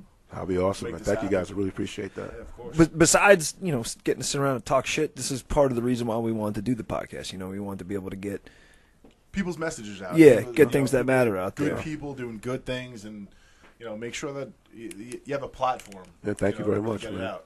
Thank you very much, man. It means a lot, man. It really does. Definitely does. Definitely. He's a good kid, man. Good kid. He's like your height. He's taller than me. See, this goes back to what we were talking about before. Those good genetics. Yeah, There's a reason behind that. Exactly. Yep. You got guys like me who are swimming in the fucking shallow end of the gene pool. Somehow you guys keep breeding, though. Yeah. I don't know how. Well, if you were paying attention, I don't know how and shit because I'm not paying attention. I don't know how it happens. Fucking. them strong genetics, though, man. But I also don't have have a son. children. Yeah, So I have a son. I have an 8-year-old. And, Okay, and nice. He's a fucking monster. I mean, he's huge. he looks, Okay. he looks like he's 17. Yeah. Really? Yeah, he's gigantic. He's he actually just recently had a surgery. He had his tonsils and adenoids out, and like we were there doing the pre-op or whatever, and the RN was like going through all the stuff with him and like talking to him. And he's like, oh, he's real smart. And I'm like, yeah, sometimes it's a little too much for his own good at 7. And she was like, wait, hold on, he's 7? Like, wait, How what? tall- I how thought it was tall is he? 17. So this was one of the funny things too. Like they did his official weight and height. So an average 8. So he'll be 7. He'll be 8 at the end of the month. And this was a little over a month ago. An average 8-year-old was usually 4'1", Okay. and between like 55 and 65 pounds. So he's 7, going to be 8 at the end of the month. He was 4'7", 85 pounds, and he's not fat like at all. Like he's not chubby. He's tall, but he's got like a wide frame, and he's dense. Like you pick him up, you're like, holy shit. Jeez. He picked up his mom the other day. Like they were hugging, and like he lifted her up off the ground. She was like, "What the fuck, Jay?" She's like, "Put me down." And he's 7 years old? 7 Dude, years this old. kid is going to Yikes. be big. Yeah. He's got to be like Got him at training? least like 6'9". Is he training yet? He hasn't started training yet, but yeah, he took a few martial arts classes, like just karate, and he did like it. But he loves basketball. Okay. And like that's one of the things that we share. Like I coach his Oh, you play ball too? team. You play ball? Yeah, Okay, I play nice. basketball, and I played football mostly, but I definitely loved basketball, and he really loves it. And with all the shit with football now, like I'm skeptical. Not necessarily that. Oh, with the head injuries and all that stuff? Like, Okay. I have all my mental facilities, and I played high level through. That's debatable. Go fuck yourself. It's real debatable. All? Where'd you leave your key, homie? For the studio. Listen, How many did I make? I was dumb before the brain trauma. We're not comparing who's dumber here. I'm just saying you might not have all your facilities that you think you have. That's all I'm saying. But there's a reason why we're friends too. Yeah. But he plays lacrosse too. He plays lacrosse and a lot of contact sports. He's up in the North Shore. He's in the Mount Sinai School District, so lacrosse is big there. But yeah, he's always been interested in fighting and jiu-jitsu and striking and stuff. So Jiu-jitsu. Jiu-jitsu. Plays jiu-jitsu. Yeah, jiu-jitsu. He calls it jiu-jitsu because he knows I do it and shit. Yeah. So he'll be like, did you go to jiu-jitsu? And my stepfather is a 7th degree black belt in Kempo. Oh shit. Okay. So so he has that. Like he's always been interested in that kind of stuff. So. Got to find the time, between all the sports in school and everything. But he definitely loves it, and he's a fucking monster. Like, he's so 4'7" strong. Yeah, it's funny. Like I'll be doing kettlebell swings and stuff, and doing a kettlebell workout, and he'll grab a kettlebell, and he'll do kettlebell swings. Really? Like, damn, like you should not be able to do that, but I'm so fucking proud of you right now. You played ball too, basketball? I played ball. I didn't play in school though. I played kind of like in the street, kind of in a way. Like, so I'm really bad with the rules and like setting shit up. Like, I mean, I could play. You're like, no blood, no foul guy. Yeah, but I'm just like, but I play with guys like who could like play. And like it's definitely different. Like they were setting picks and setting them moves. They were setting these fruity picks. Yeah, I was like, fuck, dude. Like computer blue. Yeah, like I felt like so stupid. Like one guy like set a pick and I turned around, hit him, boom, and the guy was guarding, like spun around him and like caught the alley oop. And I was like, what the fuck is that, dude? Like, playing the same sport. Yeah, dude. Like, what the fuck? But my first love was basketball, though. Me too. Yeah, my first love was basketball, and then skateboarding came and blew my mind. And I remember the basketball coach, Mr. Tadaro at Bay Shore, came up to me and was like, Matt, listen, just come out for the team.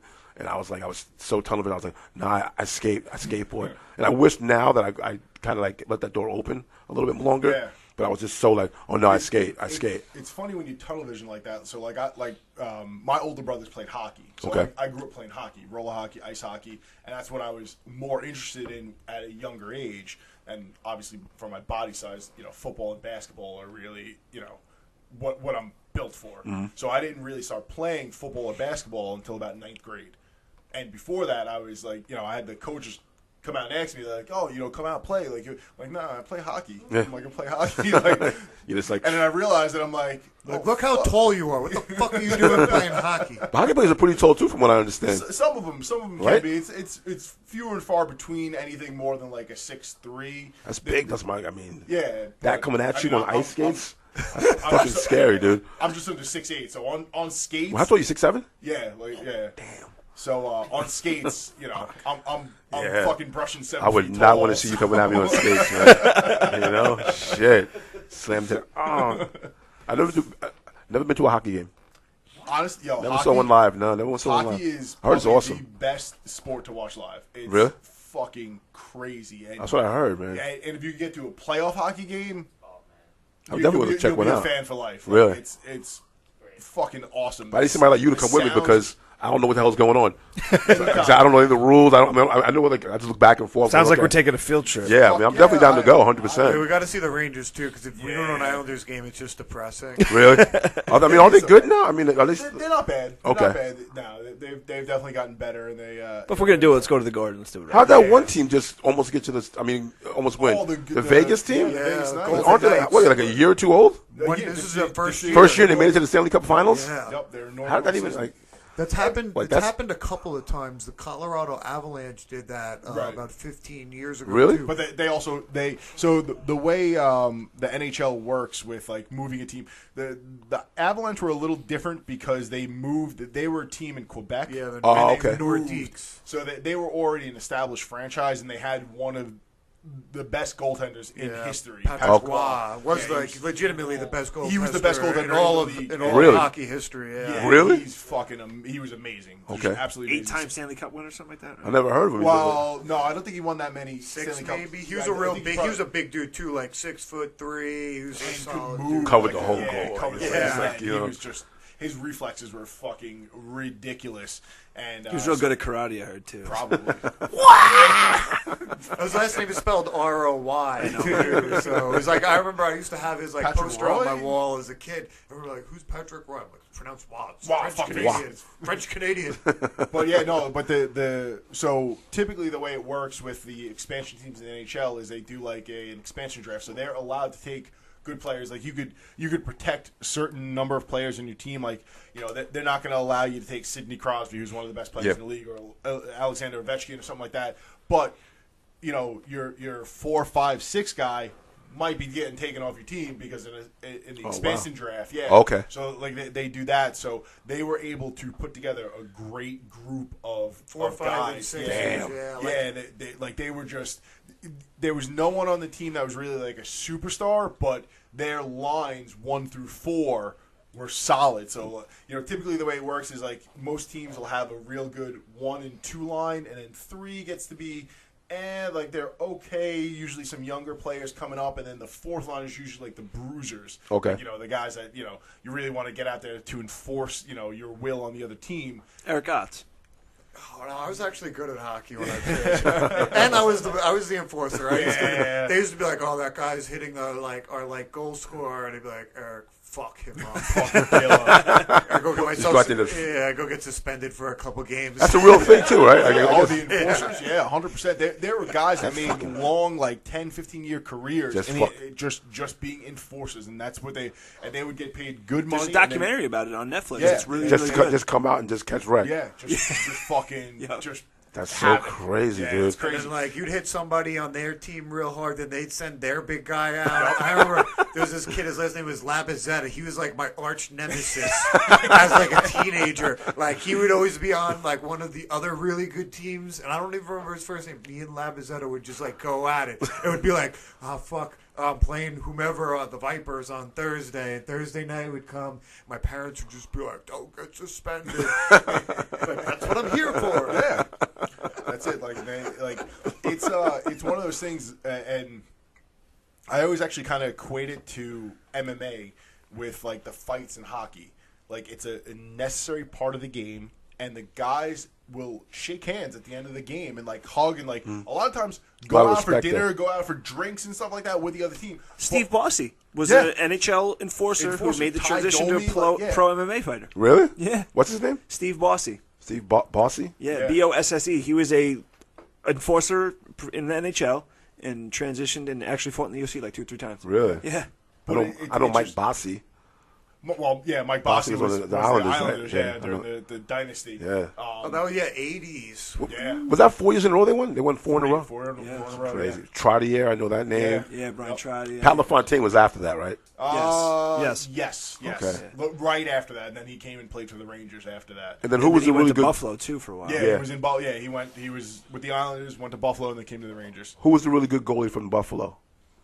Dominic Hasek. That's it, yes. Yeah. I know people's names. Yeah, and he stuff, was good. He was actually a the small Dominator, right? The Dominator. Yeah, they the call him, Dominator. yep. He always made me nervous because he was one of those guys that didn't wear like the real goalie masks. He had like a regular mask that he with would the neck wear. guard? Yeah, and a little neck guard. Yeah, I'm like, yo, so. you're gonna take a fucking puck in the throat on me. Like, How come they don't wear that? Like to me, the hockey helmets like they wear the normal ones. Like that doesn't cover your face though. Like The only That's reason why they have no teeth. Yeah, I'd be a nervous wreck. So they for the longest time. There was no helmet rule at I all. remember seeing that. Craig McTavish, who was a Ranger, who was the last guy, he was grandfathered in. Didn't he had like pretty good hair too? Yeah. If I remember correctly. That's why you don't want to wear a helmet. Yeah. No, I'll say they may not have teeth, but a lot of hockey motherfucker. players.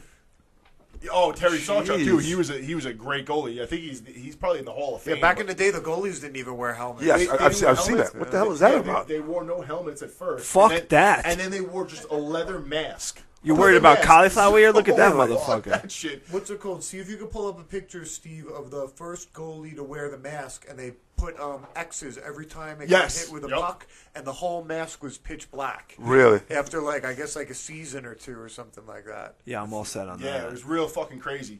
And hockey players are, for the most part, are like some of the toughest motherfuckers. They have to be. They are crazy. Broken bones where they get out and fucking finish the game. There was a couple of years ago, I can't remember the defenseman's name on the Bruins, but it was the playoffs, and he fucking broke his leg in the game, finished the game, and then finished the series. Really? with a broken fucking leg. How do you skating even do around. that? Because they're fucking crazy. They're just crazy. lidocaine That's a injections It's and insane. cortisone. Jeremy Roenick, who's a Hall of Famer too, he broke his jaw during the game. Had his jaw wired shut. He missed one shift in the game, Really? getting a broken jaw. I thought skaters were tough. I guess Hey, not, man. they- Shit, maybe they are, but damn. I skateboarded a little bit as a teenager. I wasn't any good. I just remember feeling broken and fucked up all the time.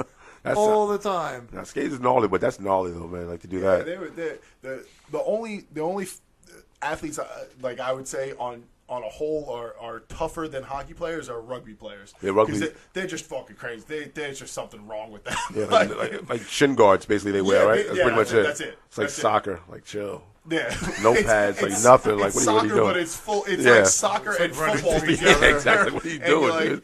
yo, you guys should probably put some pads on. I don't know, but I don't know what's crazy if the guys playing it or the people watching it. Well, It's like, yeah, you know, especially with soccer, yeah, too. Like soccer the hooligans are no are joke, Fans man. look crazy. Out I watched this of fucking documentary control. on like Vice Sports. Dude. And they're like the their own one little, in it was like Ukraine, I yes, think. that Dude, was. they They don't like have their own little fucking armies. Like we control the insane. stadium. were We watching take the that, money weren't we? for the people that want to come. Yeah. And they have to they're like, Yeah, I oh, was we're watching playing that. our rivals from Going this other city to city and shit, Yeah. like- Yeah. They like load up buses. They're like, oh, we gotta come correct. They have like baseball bats. Like, what the fuck? It's a game, Sounds bro. like you missed your calling. Eric. It's a fucking Should game, have been man. a soccer hooligan. Nah, I'm no hooligan. It's a great movie, I think, Green Street Hooligans. Oh, Yeah, great it's movie. Really good movie. Great movie. Really good flick. Yeah, Sketchy, man. real sketchy, but Yeah, those motherfuckers are nuts, man. I mean, it's you got like, it's so funny too because soccer, no offense, has been like turned into real fucking wonky, they die. watered by down everything. baby pussy shit. But the fans are fucking out of it. Yeah. You know what happens? Society gets too nice, and we don't have any like real turmoil or any like battle. That like we need to create stuff like this to get out our It's angst. tribalism. That's why tribalism. sports started in general. That was yeah. the start of sports, was to simulate combat and war and that mentality of people. Like it started with soldiers, and it was like wrestling, and then like soccer. Well, that's what the The pin Olymp- is in that's what- wrestling. that's what the Yeah. They would Olympics- pin you because then they would stab you in the heart with their fucking swords. So that's what wrestling and pancration and Yeah. all sports is a like you said a mimic of combat, and then that's why the people are so crazy about it, even like Raiders fans. It's just Yeah. tribalism. Oh, It's yeah, like 100%. this is my team and my squad, Yep. and like that's You know, why I watch those you get beat videos up on in the. YouTube. You can't wear another jersey when you go to those Raiders games. Somebody's gonna knock you the fuck out. In the Yeah. parking Was lot it the when one you- podcast I think we were talking crazy. about it where you were talking about they got the fucking prisons in Philly? Oh, Philly fans. Raider fans are crazy, but Philly fans in general are the fucking craziest, like out of control. In Lincoln. Well, even before Lincoln, Lincoln Financial is the field now. I can't remember what the Lincoln one- Field, yeah. The one before that though had a jail and a judge in it because so many people would get arrested at the Eagles games, and they carried it over to Lincoln Financial. There's a jail underneath the stadium. And See, people- Philly fans get caught. Raiders fans just shank you and bounce. That's true. The Philly fans, they were the ones they fucking beat the shit out of the cop. He was like an off-duty cop. He happened to be wearing like the other team's jersey. They beat him. The Flyers fans too. There was that Yeah. video that was on YouTube. Really? They were outside of like, yeah, man. There was a bunch of Flyers fans All the stomped out these. I think they find this. were New Jersey Devils fans. They stomped them out in front of like Oh, Geno's I fucking. think I do remember that. yeah. I do They remember kicked the that. piss out of him. Yeah. The one guy went to jail for a long time. They Yeah. fractured the dude's skull and shit. Like, That's kind of like, It's isn't that like crazy extreme? Like, I overall. mean, It's crazy it's like overall. a big well, game, it man. sounds like it, right? But when you again, It's mob mentality. Well, no, it's not even that. I'm dorky, so I get into this shit. That's an evolutionary thing too. It's tribalism. It breaks down into tribalism. It's like that's our team. You become the other. This is our tribe. You know, like it goes back to like if we had a little tribe and we were all hunters and gatherers and we had our little fire and our little patch of land and we see some other people, you know. Yeah, but they're not 700-800 years ago, they But weren't fucking tourists, and they weren't part of Right, they come- another sports team that they're just there to root for. They were come there to steal your shit. Steal your shit, rape your women. But And we that's- haven't evolved past that yet to a certain degree. That shit is still in us to some degree. And when you get the person with the bad prefrontal cortex that can't, like And make that. unfortunately, they're the ones usually leading the charge. Exactly. Oh, The mob- yeah. the mob mentality. Like, just think about. Well, like, then mob mentality yeah. plays in that too. You get caught up in it, and all of a sudden that fucking reptilian brain takes over. And you're like, stab that motherfucker! He's wearing a fucking Eagles jersey. Then you add the alcohol to it. And, Well, yeah, that too. Then Yeah, it's you a know, wrap. you get those Bud Heavies in you, you stab a motherfucker. Yo, Eric, slide over to the other side of the table. It's Fucking just, shanked. but to me, honestly, I mean, I Yeah, feel look like, at this. They got a. Sorry, man. I mean, to cut you No, off. it's okay. Wow. Dude, yeah, this Over- is some over- Raiders fans. Pissing. These Raiders fans hitting each other over the bathroom. Yeah. Don't fucking jump the line, man. How dumb dumb and violent are Raiders fans? That's not a quote, by the way. Don't cut in line. That's a line from this video. No Raiders fans coming after Matt. Raiders fans stabs charge. Look at him shaking him. Shit. Yeah. Wow. Wear that blue jacket in the stadium, motherfucker. Look at that little shank. I told you. How old is that video? That's going to be the 80s. Looks Yeah, like. early '90s, maybe even with that jacket. He got the button-up starter type. That's That dude was like, "Oh ridiculous, shit, man. did I just get fucking stabbed?" That's ridiculous. Got stabbed in the liver too. Jeez, man. I don't know. I can't get like that over a game. No, I can't either. Especially if I'm not getting paid. I don't get like that we mentality. Like we won. We won. Like, the first time I wasn't playing. we didn't do shit. Yeah, I didn't do anything. I watched. No, the first time I ever went to a football game, I was at a Jets game, and I was in the section. I have a friend, a very good friend of mine, is a rabid Jets fan. Like, it definitely. We all know one. When they lose, it negatively affects his life for days. That's crazy. And I can't get over it as well. So we're at the game, and I'm getting lambasted and yelled at by everybody in our entire section because I'm not using the white towel that they gave me to like beat my back and swing around. And Really? it's messing up the juju that's going to protect the defense. And they're just like, they're like, this guy turns around and looks at me from like the row in front of me. He's with his wife. They're like, in their like 60s. And they're like, we're going to do this. We're going to do this. I'm like, you're not doing anything except for sitting in the seat in front of me and watching this. Exactly, and hopefully your team wins. And if not, hey, you know what? There's another game next week. And then we lost. Yeah, we and lost. That was it. Everybody left all sad, terrible vibe on the way that out. scares me, man. That people. I will say, so some of it, like I'm a diehard sports fan, and I've grown up watching it, and like I will say that I think part of it is the emotional and historical connection that you make to it, because like there's players that like the whole we mentality. So I've been a Giants fan since I was 5 years old. So my allegiance to the team runs longer than a lot of the people that played there. Like they moved, they moved on. So like I understand that to the point of getting violent. No. Yeah. Are you weeing it though? I don't really wee it, but Like, do you wee it with people you don't know? Like, I understand if you're with like your other friend that's like really, really into it, and you're like, I'm yeah, not we're gonna talking win this straight, weekend. It's yeah. gonna be a good weekend. But are you like, oh, random guy in the Giants hat? Yo, we're gonna do this weekend. Yeah, fuck yeah. no, I don't get to that level. I will say, Yo, like, we got this. on- We got on- this. And you start like chest bumping. On tough Giants losses, there are times when like I'll be moody for like a half an hour. But Yes, it's I can it's understand come that. on, like, come on. You know, When I You was could've when I was fucking done that younger, better, like, I can what the understand fuck that, you but to did? get bumped for a week and No, like. no. Yo, Fuck you that got noise. you like I'm shake. over You it. like shake, and you're like, yo, we need this. So, we yeah, need this. some people like don't go to work the next day and shit. Like, it's like, all right, dude. Like, it's like, yo, slow. those slow players your that just lost are in a hotel with hookers right now, hanging them and shit, drinking. They're doing lines of code. Yeah, exactly. Banging And you're here, like, the highest pulling your end hair out. escorts that are available that the dollar can buy. They're getting in their Lamborghinis. Exactly. to Going, fly oh, that sucks. See you next year. They're like, oh, guess we're gonna have to go to Miami for the It's summer. like, darn. Darn. I'm still rich. Yeah, exactly. What a bummer. I'm gonna go bang these two tens at once. Exactly. Life sucks. Didn't make it to the But playoffs. I think it definitely is like. Oh, not Steve necessarily- likes football. Yeah, I forgot. Steve doesn't like football. He loves- Steve He's like- bleeds football. His whole family is they're fucking. Steve is that guy. Steve was on a television show about people that love football. I forgot, Steve. You're a weir. They bought an ambulance and converted it into a fambulance, Fabulous. and they started a gang. They wear scarves. They're ridiculous. Yeah, there it is. What? That's out here? That's here? That's Steve. That's you, really? Well, Matt's just I like said, fucking blown away at the Wii. Like you build that camaraderie. You connect with people like you do. See, but I like how they're getting like, yeah, exactly. Like, you know, that's get, fun. Yeah, they get into it. Yeah, they get fun. Like that'd be fun to me. Like they're something like that. beating the shit out of anybody. Exactly. That fucking like you know. We don't know that, Steve. Has anyone of the people? Steve's in got a these cane. pictures- He'll hit somebody with that Has bitch. anyone of the people on Too these fast. Steve? Has Yo, why anyone do in here ever been in a sports-related fight? Over Like to me, like football? that's how it should look, though. Like, you know. Oh, that's it. They're fighting right there. It's tug of war. Yeah, see, Craco jersey, nice. We choose drink as our weapon. See, there you go.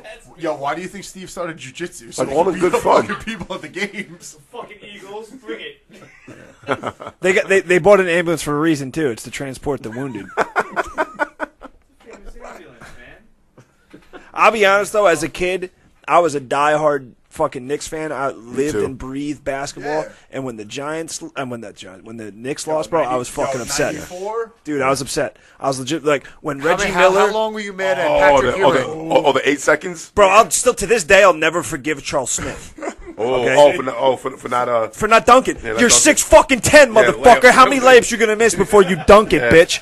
Like Or- I had to get on the bus the next day and hear that shit. and Ewan's finger roll. Yeah. Like, dude, you're 7'1", dude. Yeah. Yank that Dunk. shit. Dunk that shit. I was fucking 4'6", and I'm like, bitch, I can't even touch the net. If I could dunk, what the fuck? You're not Dr. J, bitch. Stop finger rolling. Or Starks in Game 7, like 2 for 18. Take him out, Yo, Riley. enough. Pull Yeah, him. fucking stop shooting. Yeah. And Stop fucking shooting. Reggie Miller raping Greg Anthony Yeah. and banging all those like, bro, and like I lived hit a and nerve. Seven We hit a- we points in hit a 8 seconds. nerve. Something like that. Yeah, dude. bro, I was pissed. You don't understand. Dave's not going to be able to sleep Basketball for me, I'm over it now. But basketball for me, when I was a Motherfucker kid, ain't man, over it. Don't lie. Don't lie. I was. Yo, when Reggie Miller's commentating I still get games, mad if you I still watch get it. fucking Yeah, I still get mad. mad. Don't even It's say like it. I got like PTSD from that shit. But like, I'm not a weir anymore. I'll be honest with you. I used to be a very big sports fan and jiu-jitsu and stuff like that. I for whatever reason, kind of, I'm not as into it anymore. I barely watch football I'm the anymore. same way. I used to It watch changed every it for Knick me, game. and I'm not. I understand both sides of the fence because growing up, I was a diehard Knicks fan. I loved basketball. I lived, breathed, ate, and slept basketball for probably 17 years, and I understand it. But now that I'm on the other side of it, I can also look back and kind of see some of the silliness of like you said, getting upset. But I was also in my defense, I wasn't a grown up not going to work and getting upset the next day. I was a middle schooler, so you know. But like I do understand it. As long as you don't get too crazy, there's nothing wrong with it. Sports breed, Good fun. Yeah, it's good. Oh, I'm fun, not it's trying good to say that sports are camaraderie, bad, you know, but but- the extremism and the Right. weirds and the like Matt said, the grown men who don't go to work the next day because your team Right, lost. It's that- like that's a little grow up, excessive. you That's- fucking yeah, pansy. My best friend, back when the Knicks was Game 7 in '94, and he was supposed to get sentenced that day to do, I think, 6 months out in Riverhead, and he skipped going to his date. God damn. Because he goes, yo, I want to see the Knicks win in the street. Oh my God, that's the worst kind of heartbreak ever. Did he try to kill John Starks after He that? wanted to, and they lost. And, and he got a warrant, and they tacked on 6 extra months. So instead of doing 6 months, he had to do 12 months. Like, bitch, I'm doing a No. year because of you. Yeah, Oh dude. my I God. was like, I'd be writing John dude, what were Starks you every thinking? day in jail. Be like, yo, motherfucker, I'm doing an extra fucking 6 months because you're. Yo, how Yell at the screen. he must have hated Oh, Sam he was so Cassell. mad, dude. And fucking and Starks was his boy too. He's like, pull him out, Riley, pull him out. damn. A lot of drinking that night after that one. Yeah. A lot of I've drinking. hated Robert Ory for a long time too, and I had to Oh, watch that. I had to watch that bitch I win hated like his 7 face. more I championships hated- after that. I hated his face, man. Yeah. The way he looked. He was a winner though. Yeah, He was a 3-point shot like a goddamn winner, beast, man. Yo, if the game is on the line Yeah. in the playoffs or the finals, And give always that in bitch his the hand. ball. It would even would bounce in his hand somehow, like somehow end up in his Yeah. hand. 2 seconds left.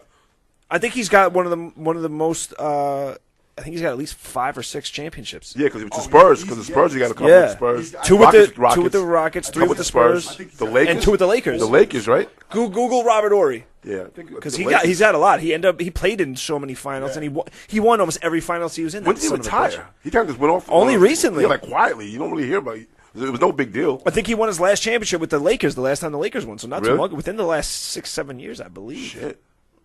There he is. But it all started with the fucking goddamn Rockets. Yeah, so he won with the Rockets, the Lakers, and the Spurs. So, Steve, find out how many.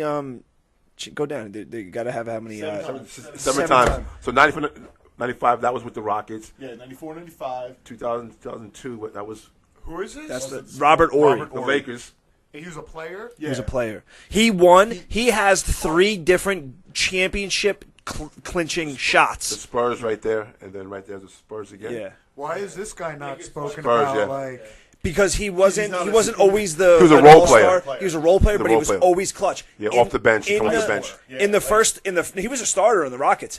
Oh, yeah, that's right, he was. In the Rockets 94-95 when they won championships, he won game-winning shots twice in both Yeah, finals. like crazy. And on the Spurs, he hit the Game 7 winning 3-point championship to give them one of their first more championships. than half the people they Yeah. talk about. And now. then he, against the Lakers in their last one, he hit the game-winning shot as well. He's done it on like 3 different occasions on 3 different Why is teams this guy not LeBron? because he didn't have didn't the do it steady himself. career numbers. Yeah. But in the clutch, In the clutch, in he the was better clutch, than LeBron. the guy was Yeah, he was- unfucking beatable in the clutch. Like if you. It was known, like when he was there, and like you'd see Robert Ory in the Yeah, finals. you're and, like, you know, fuck. you're like, if the game's came close, out, yeah. if the game's close, the ball gets in Robert Ory's hands. It's like dead. just change the channel because you know Yeah, he's gonna hit It's it. going to be over. Really? Yeah, He was Look, no these are joke. all clutch playoff moments. yeah. Notable clutch playoff moments is like 5 fucking goddamn paragraphs. Look at this. It's insane. Drove into the paint, Marcus. That right wing, 3-pointer, boom. Yeah, Yeah, he was, That's what he would was do. Ridiculous. Yeah, it was annoying. yeah. Fucking annoying. It was Because it. he wasn't on our Yeah, team. yeah. And then like Sam Exactly. Cassell. Remember Sam Cassell was a Oh, rookie yeah. in '94. Yeah. A rookie in '94 with the fucking Rockets and banging threes on Yeah, everybody. ran up in just, us. Yeah. Ran up in us. Mother, And that alien-looking motherfucker. Elijah Wan was there shitting on Ewan. Shitting on him fakes and hard. shit. Just like, You know who used to, dude? It used to fucking kill me. I could not believe Rick Smits used to make Patrick Ewing look Rick stupid every Smith, year. yeah, Rick Smith. That stupid Rick fucking. Smits. This is He was before there was slow Dirk as Nowitzki fuck, or too. Europeans. It was I like love you're getting Nowitzki. bodied by a European right now, bro. Like this is before Europeans played basketball, Yeah. and Patrick Ewing was getting bodied by a fucking gangly European What dude. year was that? 94, 93. So Like, it wasn't like when he was like a Before young, Dirk skinny- Nowitzki. It wasn't when Ewing was like young. No. and skinny. He was like a had his big weight dude. up. He had the flat top was definitely in there. So he was like close Yeah. to 300 pounds Yeah. at that point. Definitely, yeah. It was in getting there. worked by a European. But Ewan was never known for his Where like, in you Europe know, was he from? Where in Like Europe? Denmark or some yeah, shit. yeah, he was Danish. And this is before, like, there was, like, now there's a lot of European Yeah, players. yeah, This now is the before, league's like, over there. the European expansion. This is, like, just after the Dream Team, The like, only person that was good from Europe back then that had respect was Dragan Petrovic. and Detlef Wow. Schrempf. And he got killed in a car accident. Yeah. He was like no joke for the Nets. Yeah, I remember that. Yeah, I remember he that. was, like, really Drazen good. Petrovic, and then there was Detlef Schrempf, who was real good, too. Yeah, Schrempf was Played for really the- good. for the- He was the- really the good. Nets. Schrempf. He was really good. You know. But, like, this is before, you know. Now it's everybody. You Yeah. got Tony Now Parker. there's- So, like, there was, like, some extra, like, Porzingis. hang your head for that because it's like, really, Patrick Ewing? You're one of the elites here. He's getting beat up by fucking. Bodied by Rick goddamn Smits. Ewan was soft. He had a great jump shot. He had a great move somewhat, but yeah, he wasn't Yeah. a tough dude like that. He wasn't clutch. Yeah, no, it definitely wasn't clutch. I had Charles Oakley down there. Yeah, Charles Oakley, Anthony You Mason. Smash. You didn't come to that fucking. Yeah, game you with that ain't motherfucker coming in here. You ain't coming in here with that shit. You had to earn that shit back then, man. I love that though. I miss that. Me man. too. See, that's why. That's why I can't watch basketball anymore. The game is so far Soft. removed from what I grew up watching. It was like, listen, I appreciate LeBron. I think he's a great athlete. He's definitely the Magic Johnson of his era. I think he's a great player. But like, that motherfucker would get his lunch ate if he was playing in the early 90s. easily. You ain't going in the paint. Easily. You'd be catching Karl Malone, Charles Barkley elbows and shit. Karl Malone would've Do you remember fucked when his ass Karl up. Malone knocked Even out Elliot Alonzo- Perry? Yes. With the elbow. Yo, Steve, see if you can pull that up on You YouTube. see how big his shoulders are? Remember, Carl? They were like this Yeah. wide. Yo, he grabs Elliot Perry was like a tiny dude. He was probably like shorter than me playing in the NBA. Short little stick dude. And he played for the Phoenix Suns and they were, the running gun. And this motherfucker was running 1,000,000 miles an hour into the paint trying to catch a rebound. And Karl Malone catches the rebound and throws an elbow and cleans this motherfucker Really? This out. is him knocking out David Robinson. No, search Karl Malone still- KO's Elliot Perry. That's a big dude too, Dave Yeah, Robinson. he fucking put Robinson down. Really, I never saw that before. Dude, imagine he did that to big ass David Robinson. Imagine how he cleans out Elliot Perry.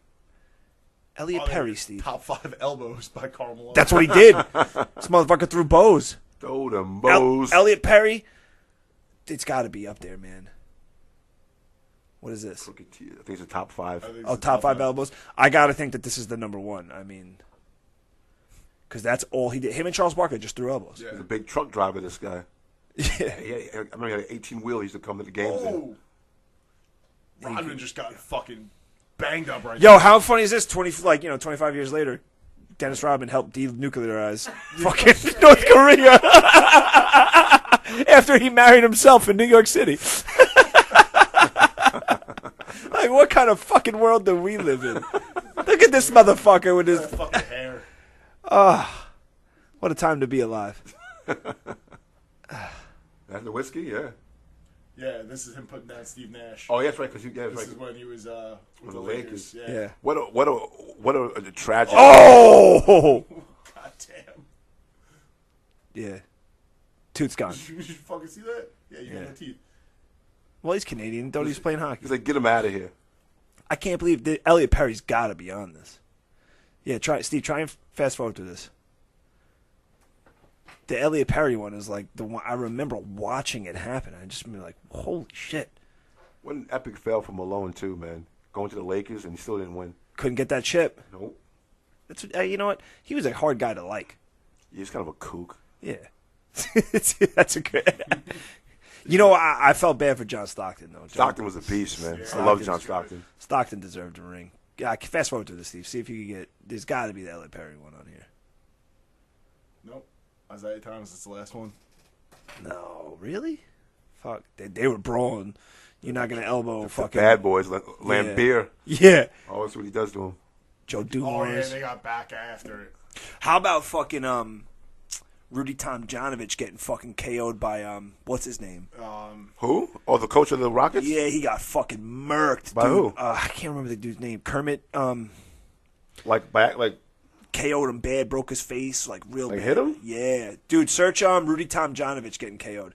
Tomjanovich was the coach of the Rockets. Yeah. Yeah, so it's Tom. Never Yeah, underestimate there the you go. heart of a What's first champion. one? Rudy Tomjanovich.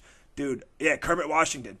Oh, yeah. Dude, he fucking... Ended his career. Yeah, dude, breaks his face in like 7 places. It separated his Like, skull. punch him on purpose? Yeah, watch. This is fucked up. Right here. Center. There's like a little altercation, and then comes out to front court, And then watch. Yeah. Oh, I think... Yeah, here it is. Whack! Boom! Sit down. That was a Hit his head on the court, too, Yeah, man. dude, he almost killed him. Eric, watch this punch. Here, have some. Damn. Dude, yo, see if you can see the pictures. They got the pictures. Yo, he looked like he got into a car That's what accident. happens when you run up on somebody. Yeah, like you figure, he's running that way. And Yeah. Damn.